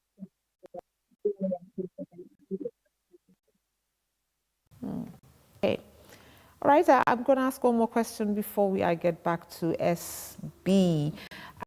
So, challenges, let's talk about that. How have you had, or how has it been for something that most people would consider a male-dominated field or industry?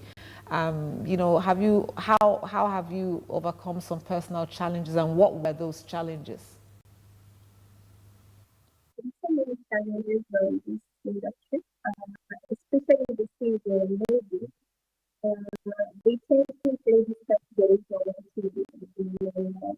Most of the time, and they see, I get to deliver the best service that you can compared to a male who is in the same industry. So the challenges are people don't trust men in a male-dominated industry. You see that you can't deliver what men can do. So what I've done, I've tried to make my services or even my DIY products to be a bit unique and have a high end look so that you can easily supply.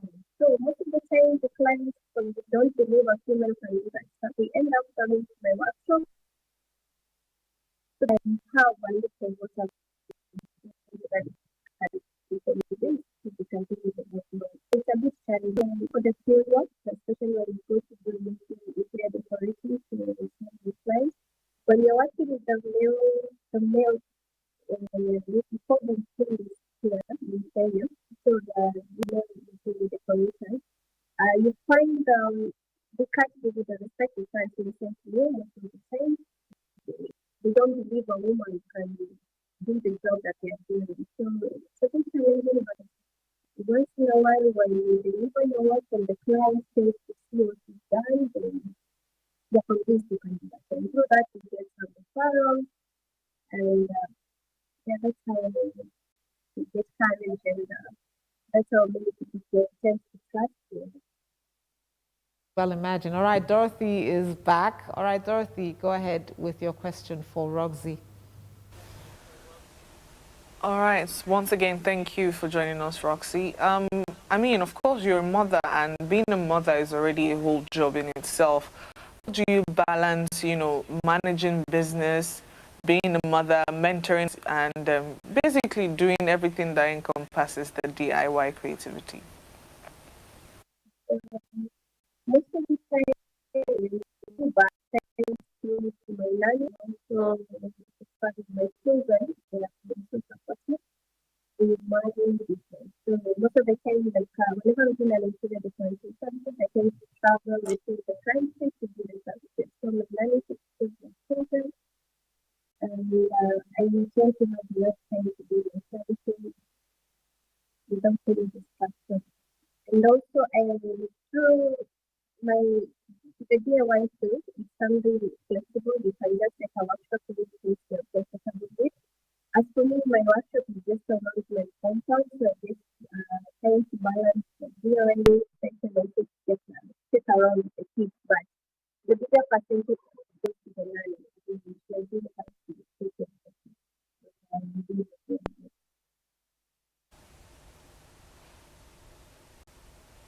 All right. Has there been moments of doubts for you? Have you ever felt like, I don't think I can do this anymore? I don't think I want to continue with this? Because definitely, you know, it could get challenging at some point. Have you ever found yourself in doubt? Yes, it really happened last. It was the beginning of this discussion with the client I was working for. You know how parents think by the tend to believe especially when it comes to this work. So we had an issue with the client and we were doing didn't want to pay for the services that were originally done. So this was, my so hard with the students to the students, they still feel and I was just giving up on this, but I know how it is, so look at the part of the challenge, even then, because it's not so easy. But it's what I noticed when the services were free, when it is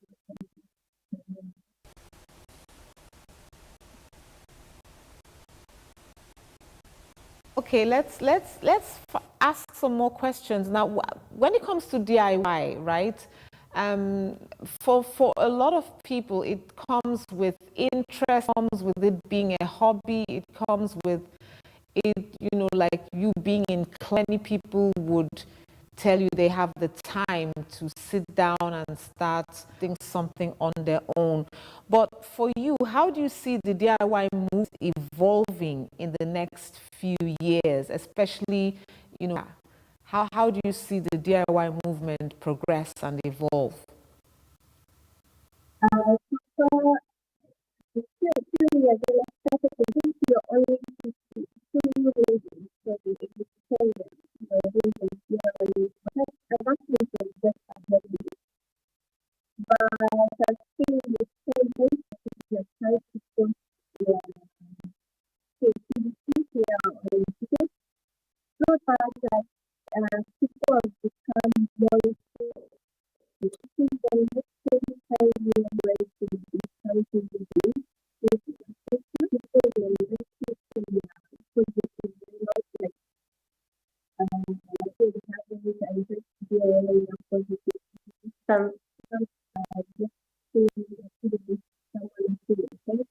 People have become more for commercial purposes and stuff. Now that we first of all, to do a job, so have a passion of what we do. So the DIY starting with you can maybe say not because of this thing, but experience stuff. I think it would be a big thing. And especially like the whole content creator economy and really nice stuff. My part. And so the next thing is we see the US whereby DIY is a big thing. And people are making money with DIY. And so, what plans do you have any special plans for expanding your classes and interior decoration business? What plans are you having to sort of expand all of that?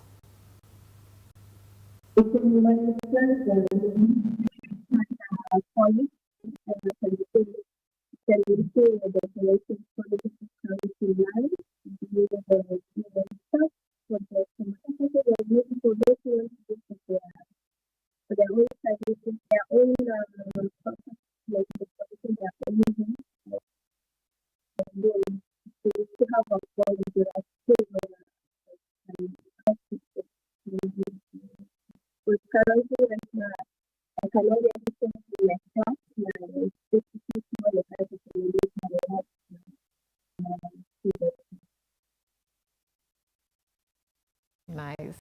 Wow. Very lovely designs, Roxy. So, for you, what has been the most fulfilling aspect of your DIY so far? So, what has been the fulfilling aspect of your DIY journey so far?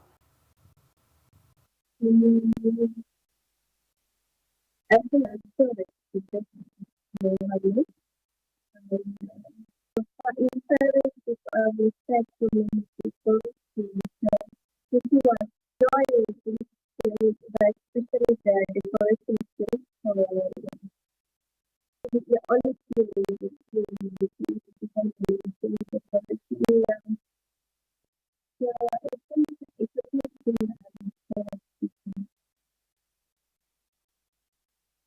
Has changed you as a person? Has it changed you as a person?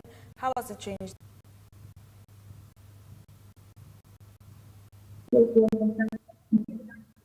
I would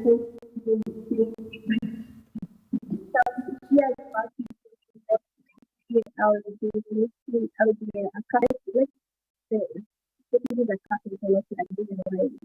So maybe it's very typical of carpenter. If you could actually be a carpenter, can you already say because doing things like this is not really level the job someone who I so far as because things have been whatever work to do with the house because you actually having more money to just do the stuff, but the thing of to get more experience to know how to people itself. Very, very interesting. All right, Dorothy, are you still there? So we can wrap this discussion up. We are asking I think yes, my question, yes, my question for Roxy would be, I mean, of course, you've a whole career out of DIY. Now, what legacy would you want to leave behind for your followers, people who look up to you, or basically in my space? What legacy leave behind? The nation, yes. Hello.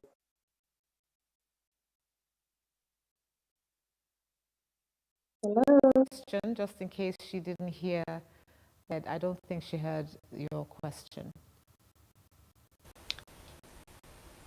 Roxy, are you still with us?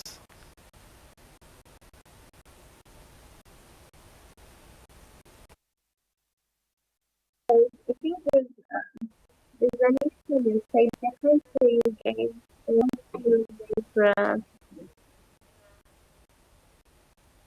We can hear you. Okay, all right. Okay, so Dorothy, please repeat your last question so we can wrap this up. Okay, so I asked that of course you've created a year out of the DIY for yourself. Now, what legacy would you like to leave for people who either look up to you or for you who is in a space of the DIY industry? I just would like to really you can do anything to yourself. Anything is doable because if you can transform anything into something beautiful. Believe it, anything is possible. All right, you definitely can do anything, and just watching you work and the creative product you're coming up with, very, very inspiring, and I think that would make anyone a possibility that they could do some of these things by themselves, sure that they would go ahead and do that. Thank you so much. We did have the pleasure of talking with Roxy Nimes this morning, a Kenyan editor and a DIY coach. I think the emphasis is on the fact that DIY, so she teaches people how to do some of these things themselves. And so who turned a challenging job loss in 2020 due to COVID into an inspiring journey of creativity and leadership. Thank you so much for your time. We truly appreciate it. And hopefully we'll be able to with you again sometime in the future to know what you're up to, some of your creations. She has a baby behind her here. This is interesting. Interesting. Well done, Roxy. Thank you so much, Roxy, for us today. Thank you, it's a Roxy. pleasure. Thank you. Indeed. Absolutely, yes. I think it is. It is. Designs are so beautiful. So lovely, and I like the fact that You know, you might be looking at it, you know, when some people think about DIY, they think of something that is just simple, you just join this and this. That is a lot of work. It's a whole lot of work, actually. That she puts in there, and you see a lovely design. The particular one that caught my attention is the ice cream cart. What the client ordered and what they delivered. The disparity. That is quite nice. That's the first what I ordered versus what I got. That is upgraded. It's actually upgraded. Nice one, Roxy. Oh, nice that's one. beautiful. What you delivered. Well That's done. beautiful.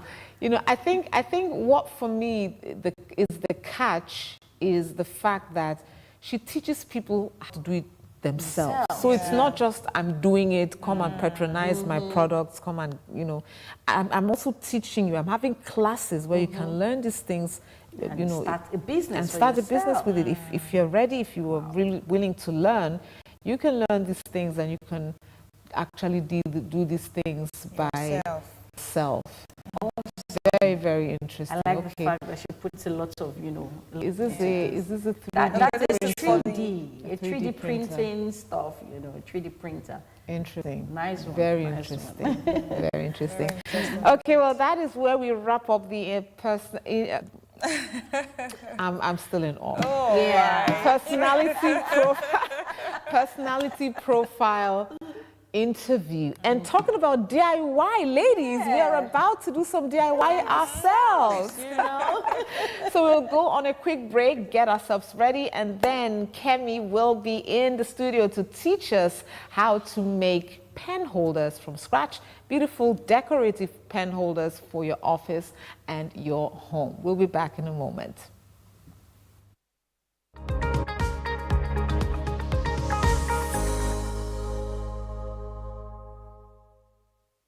Ellen 24/7 lights up your day with unbeatable shows that guarantees absolute access to stories that revolves around politics, entertainment, and sports, breaking news, plus detailed reports and analysis. At Ellen 24/7, where the story goes, we go.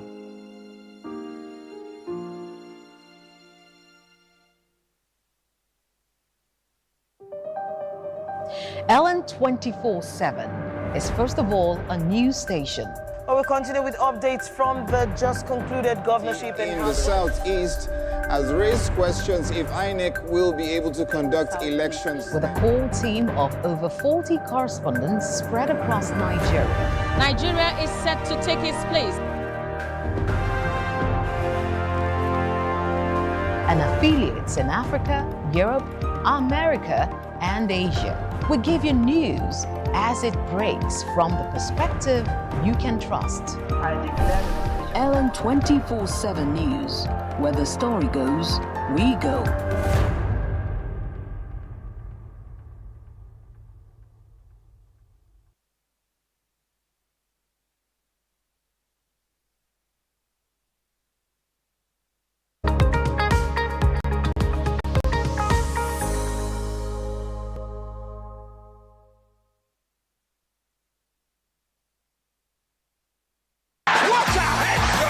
At Ellen 24/7 Sports, football just got better.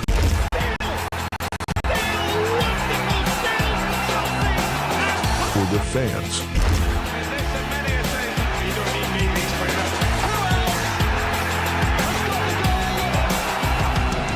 For loyalty.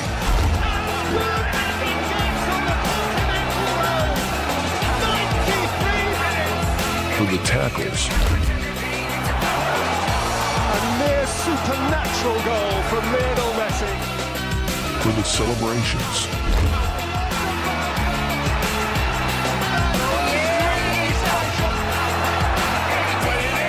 For the goals.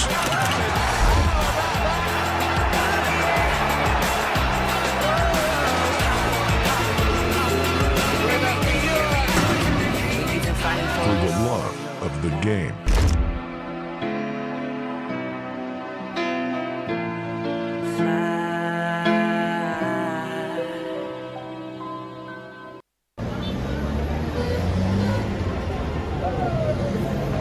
In the heart of Nigeria's bustling markets and major streets, amidst the hustle and bustle lies a hidden economy fueled by resilience, resourcefulness, and the art of the deal. Welcome to the world of Okirika, also known as second-hand clothing, where street smarts meet style.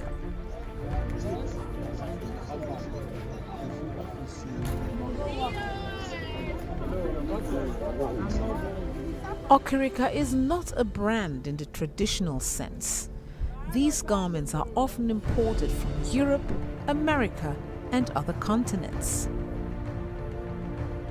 But what drives people to choose Okirika over new garments? Let's explore. For Okirika, let's leave the English language out of it. Like, not blow big drama. So because not everybody will understand that thrift is Okirika.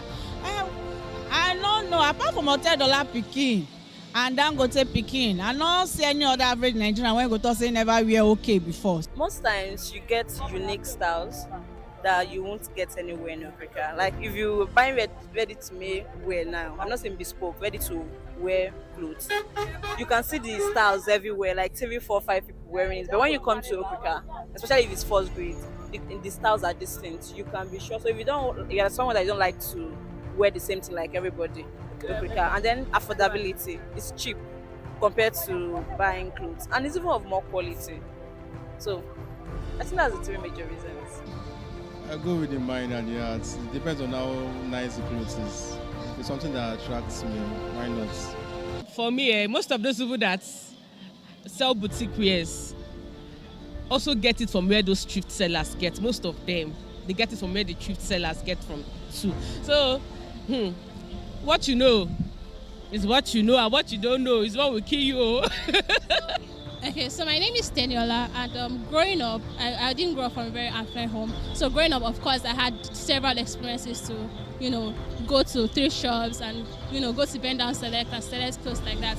And they usually end up being very good. They last a longer time and everything. And also, I've had the opportunity to be able to walk into boutiques and, high quality stores, and also purchase one or few things for myself. And so I feel like there's a balance to it, especially from where I am right now. Of course, when I have the capacity, when I grow in capacity, I can have my own closet to boutique clothes.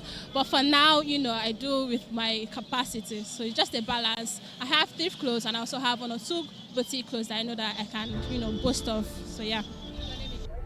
I buy Okirika because they are affordable and they are not rampant. You can't find them, people wearing them anywhere, just like that. You see, it's unique. It is unique attribute that makes me like Okirika. Please. We're going on thrift. Thrift always. We don't do boutique for no reason. Not because we can't, but because I prefer the. Trust me, thrift is way better, long-lasting, and well, shall I say a balance of both as well, because I actually do both too. So yeah, it's a 50-50 for me as well. I don't usually buy Okirika clothes because I don't usually see the ones for guys. Most times I see is the ones for girls. But I would like to get to Okirika clothes more. But I don't think I've gotten.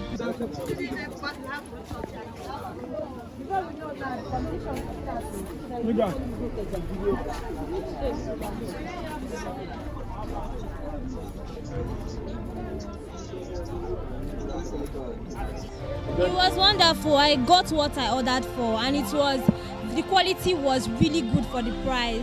Unlike when I go to boutiques and I get fewer clothes for more money. Ada, a young woman navigating the vibrant streets of Lagos in search of a perfect outfit. But on this day, Ada isn't heading for the mall. She's on a mission to explore the world of Okirika fashion.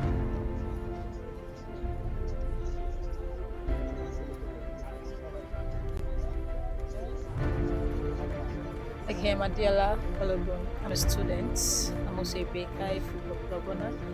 I love shopping at Okirika. It's very affordable. It also offers unique styles. And then something very special about it makes you discover hidden treasure about some nice clothes. What factors do you consider when you want to buy Okirika over new garments? Shopping for Okirika, I can stay within my budget, without any cost of fraction. of sacrificing stars. Do you think there's any misconception about buying of Okay, buying of second-hand clothing challenge women value of reducing waste to promote sustainability, and it's also eco-friendly. How would you describe your personal style? I love dresses like gowns, not too short, not too long, and it must always bring at my curves because I have nice hips and a flat tummy. So I love something that can beautify my body. I also love jeans, high waist, anything that can bring at my curves, but always simple, not too simple, elegant, and nice, like very approachable dresses. So that do me well. Do me well because I will some I'll use it for my church and my office work. So I can refer you to other people.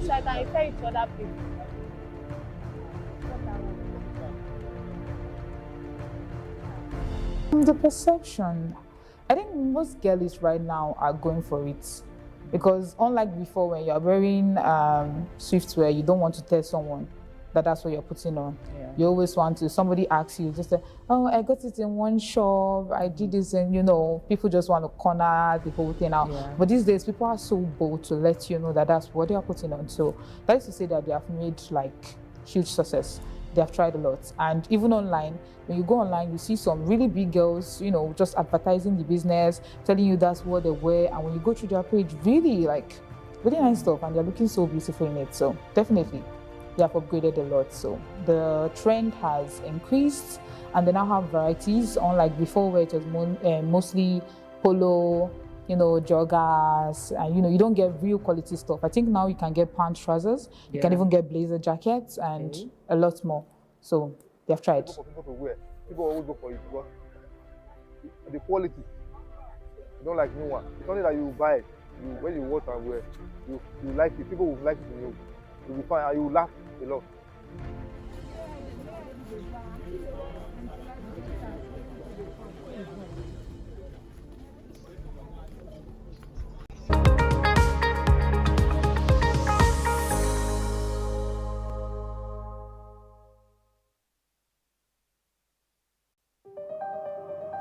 Ellen 24/7 is first of all a news station. Well, we continue with updates from the just concluded governorship in the Southeast has raised questions if INEC will be able to conduct elections. With a core team of over 40 correspondents spread across Nigeria. Nigeria is set to take its place. And affiliates in Africa, Europe, America, and Asia. We give you news as it breaks from the perspective you can trust. Ellen 24/7 News, where the story goes, we go.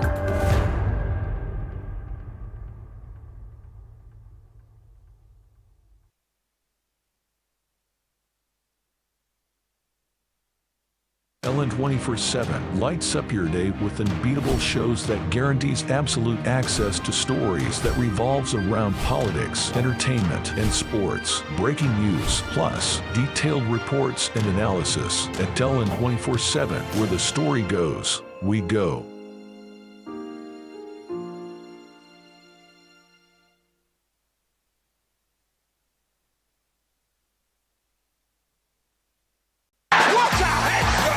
At Ellen 24/7 Sports, football just got better.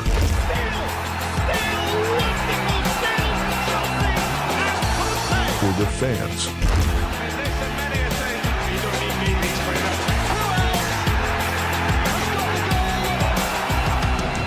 For loyalty.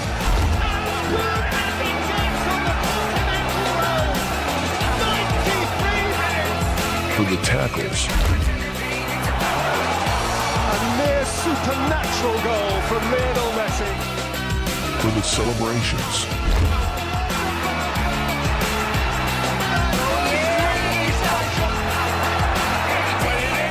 For the goals.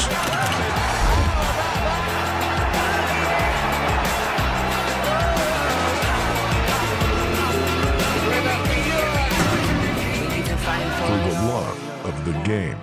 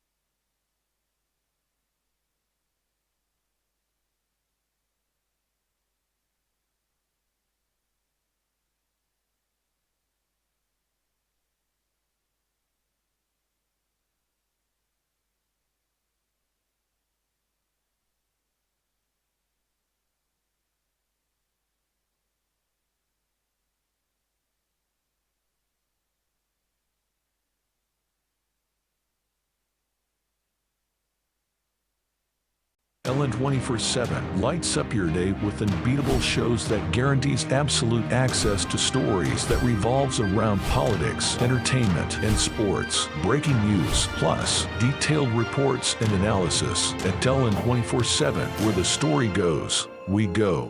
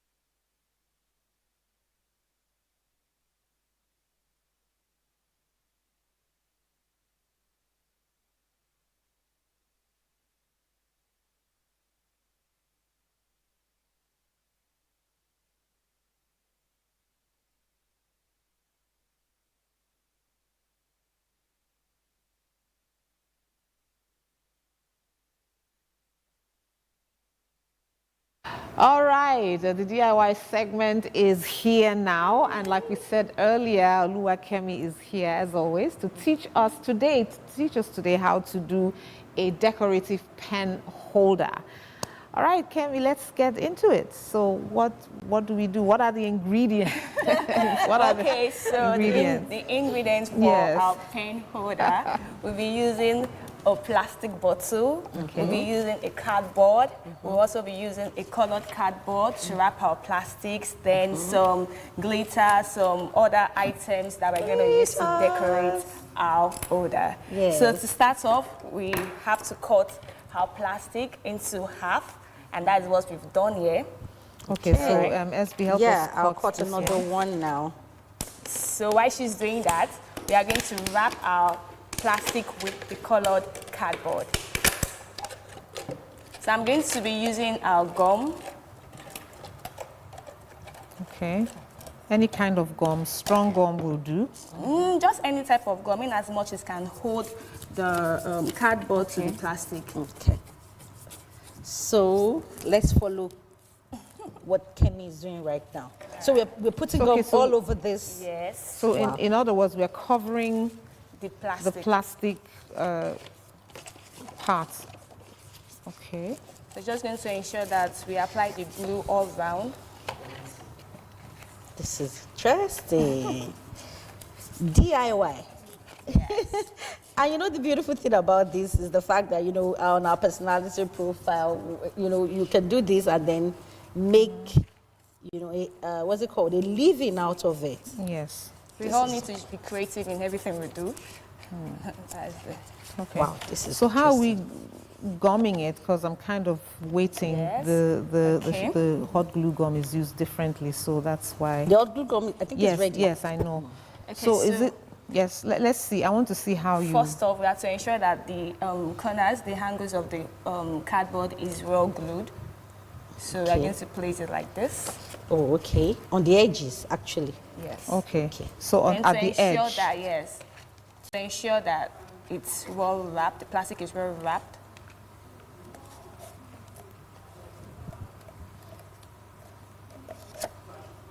Okay.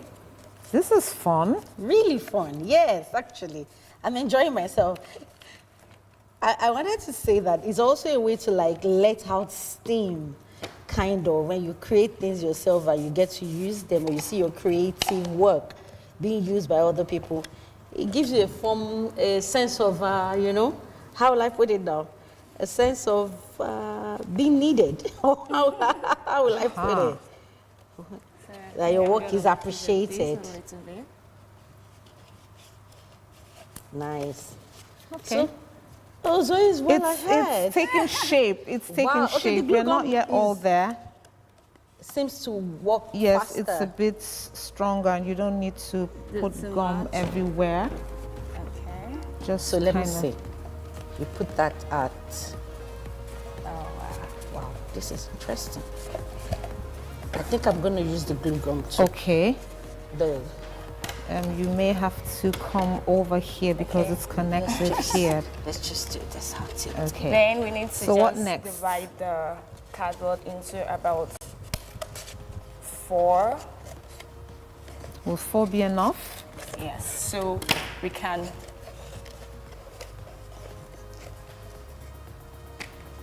Okay. Okay, I think I got it. Okay, our time count is really going very fast. going fast. Okay, so then you make cuts at the top. Oh, nice. It's oldie. Then you make cuts at the top. Okay, at the top. Yes. Okay. Make cut at the top. Aha. And then you just fold them in, right? Yes. Okay.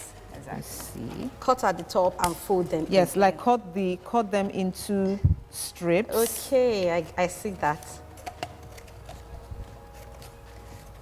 This is very interesting. Can't you see me smiling from ear to ear? It's actually quite interesting to have, you know. Then you also want to make cuts at the base. Okay. So it can slip in. Ooh. Okay, this is fun. I think people should do this, at least for the People really fun need to of try it. this out. Exactly, you should try this out. It's so much fun, actually. And the next thing we need to do is we have our cardboard. For the base. Yes, for the base. Ah. Then we also have this. Have to apply our gum this is just nice. round. I think I need the glue, the gum, this particular one. Okay. Apparently. Yes. Then we apply. We are going to place this on top. Yeah. Okay. Okay, the carton. Yes. So you hold the bottom too. Okay. Okay, can you please hand me some more glue? Okay, give me a minute.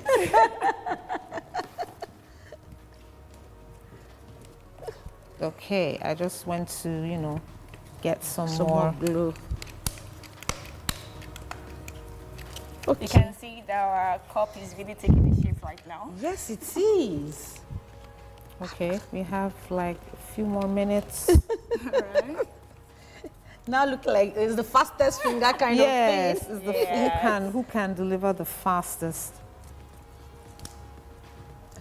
Wow, Kemi, you're far gone. Yeah, then we are going to use this to decorate our cup.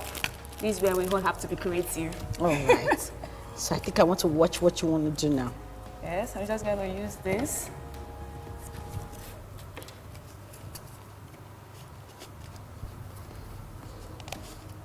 Okay, this is nice. This is really nice. Okay, so what are you using to decorate yours? You need to... I'm going to use some of these accessories here.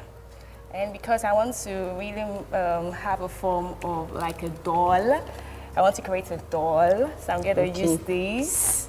Wow, nice. Hey, I got my base. Use this. Aw, nice. And I think I'll go with this to make like a smile. Okay. This is interesting. It's pretty, actually. Okay, so what are you using for yours? Okay, I'm thinking I should use this strip. Okay. Just to create something really nice around it. Let's use the glue. Okay. Okay, we have a few minutes to go, as right? we say our goodbyes, but yes. We're almost done with this. We're almost done with this. This is quite nice. And like I said, very relaxing too. So I think I understand the way this might have felt for Roxy during the, you know, COVID protocols. You're indoors and you're thinking, okay, what can I do with myself now? Yes. This is quite nice. Okay. All right, so is yours ready so we can Almost display Almost Okay, I think there. I gummed mine the wrong way, but it's okay. It's okay. Almost there. This is okay. quite So interesting. we have this. Oh, mine, Kemi is done. You can But- put your pen, your pencils, everything in here. Let me see. Hold that up this way. Oh, nice. Okay, I think I'm almost done with mine too. Okay. Like I said, we just need to be creative. We just really need to be creative. Okay, I think I'm done with mine for now. I think I'm done too. Okay, so this is mine. Now I have plenty gum in my hand. So do I. Okay, SB. Okay, I finally did something. Yes. I tried. This is mine. It's all gummy all over. Yes. Okay, but you sort of get the idea, right? The idea is to just, and you don't even need to, it doesn't have to be a plastic bottle. It could be a jar. It could be an empty tin. It could be an empty tin of baked beans or a glass, a jam jar, anything. Yes, anything So the idea is to cover it, right? And then just decorate it in some way. And voila, you have something that is really colorful and nice that you can put in your home, in your office. And it's a pen holder, so you can put your salt, instead of lying them all over their scattered place, all over. exactly. You can have and then them losing them in the process, but with your pen holder, you know Ensure where that your pen. everything is well secured. Exactly. Absolutely. One place. Okay, so this is where we wrap it up on the morning show. After the show, we are going to continue because some of these are not yet fully decorated. But we are going to continue afterwards. Hope you enjoyed today's show. Hope you learned a thing or two. And yes, so we will be back again next Saturday for another edition of This Morning Weekend. Till then, keep watching Ellen 24/7 because there's so much more coming your way. Your names? Definitely. I am Olasumbo Kirby. And I am Oluwakemi Adeseye. Zoe McDarlington Esada. Stay with us.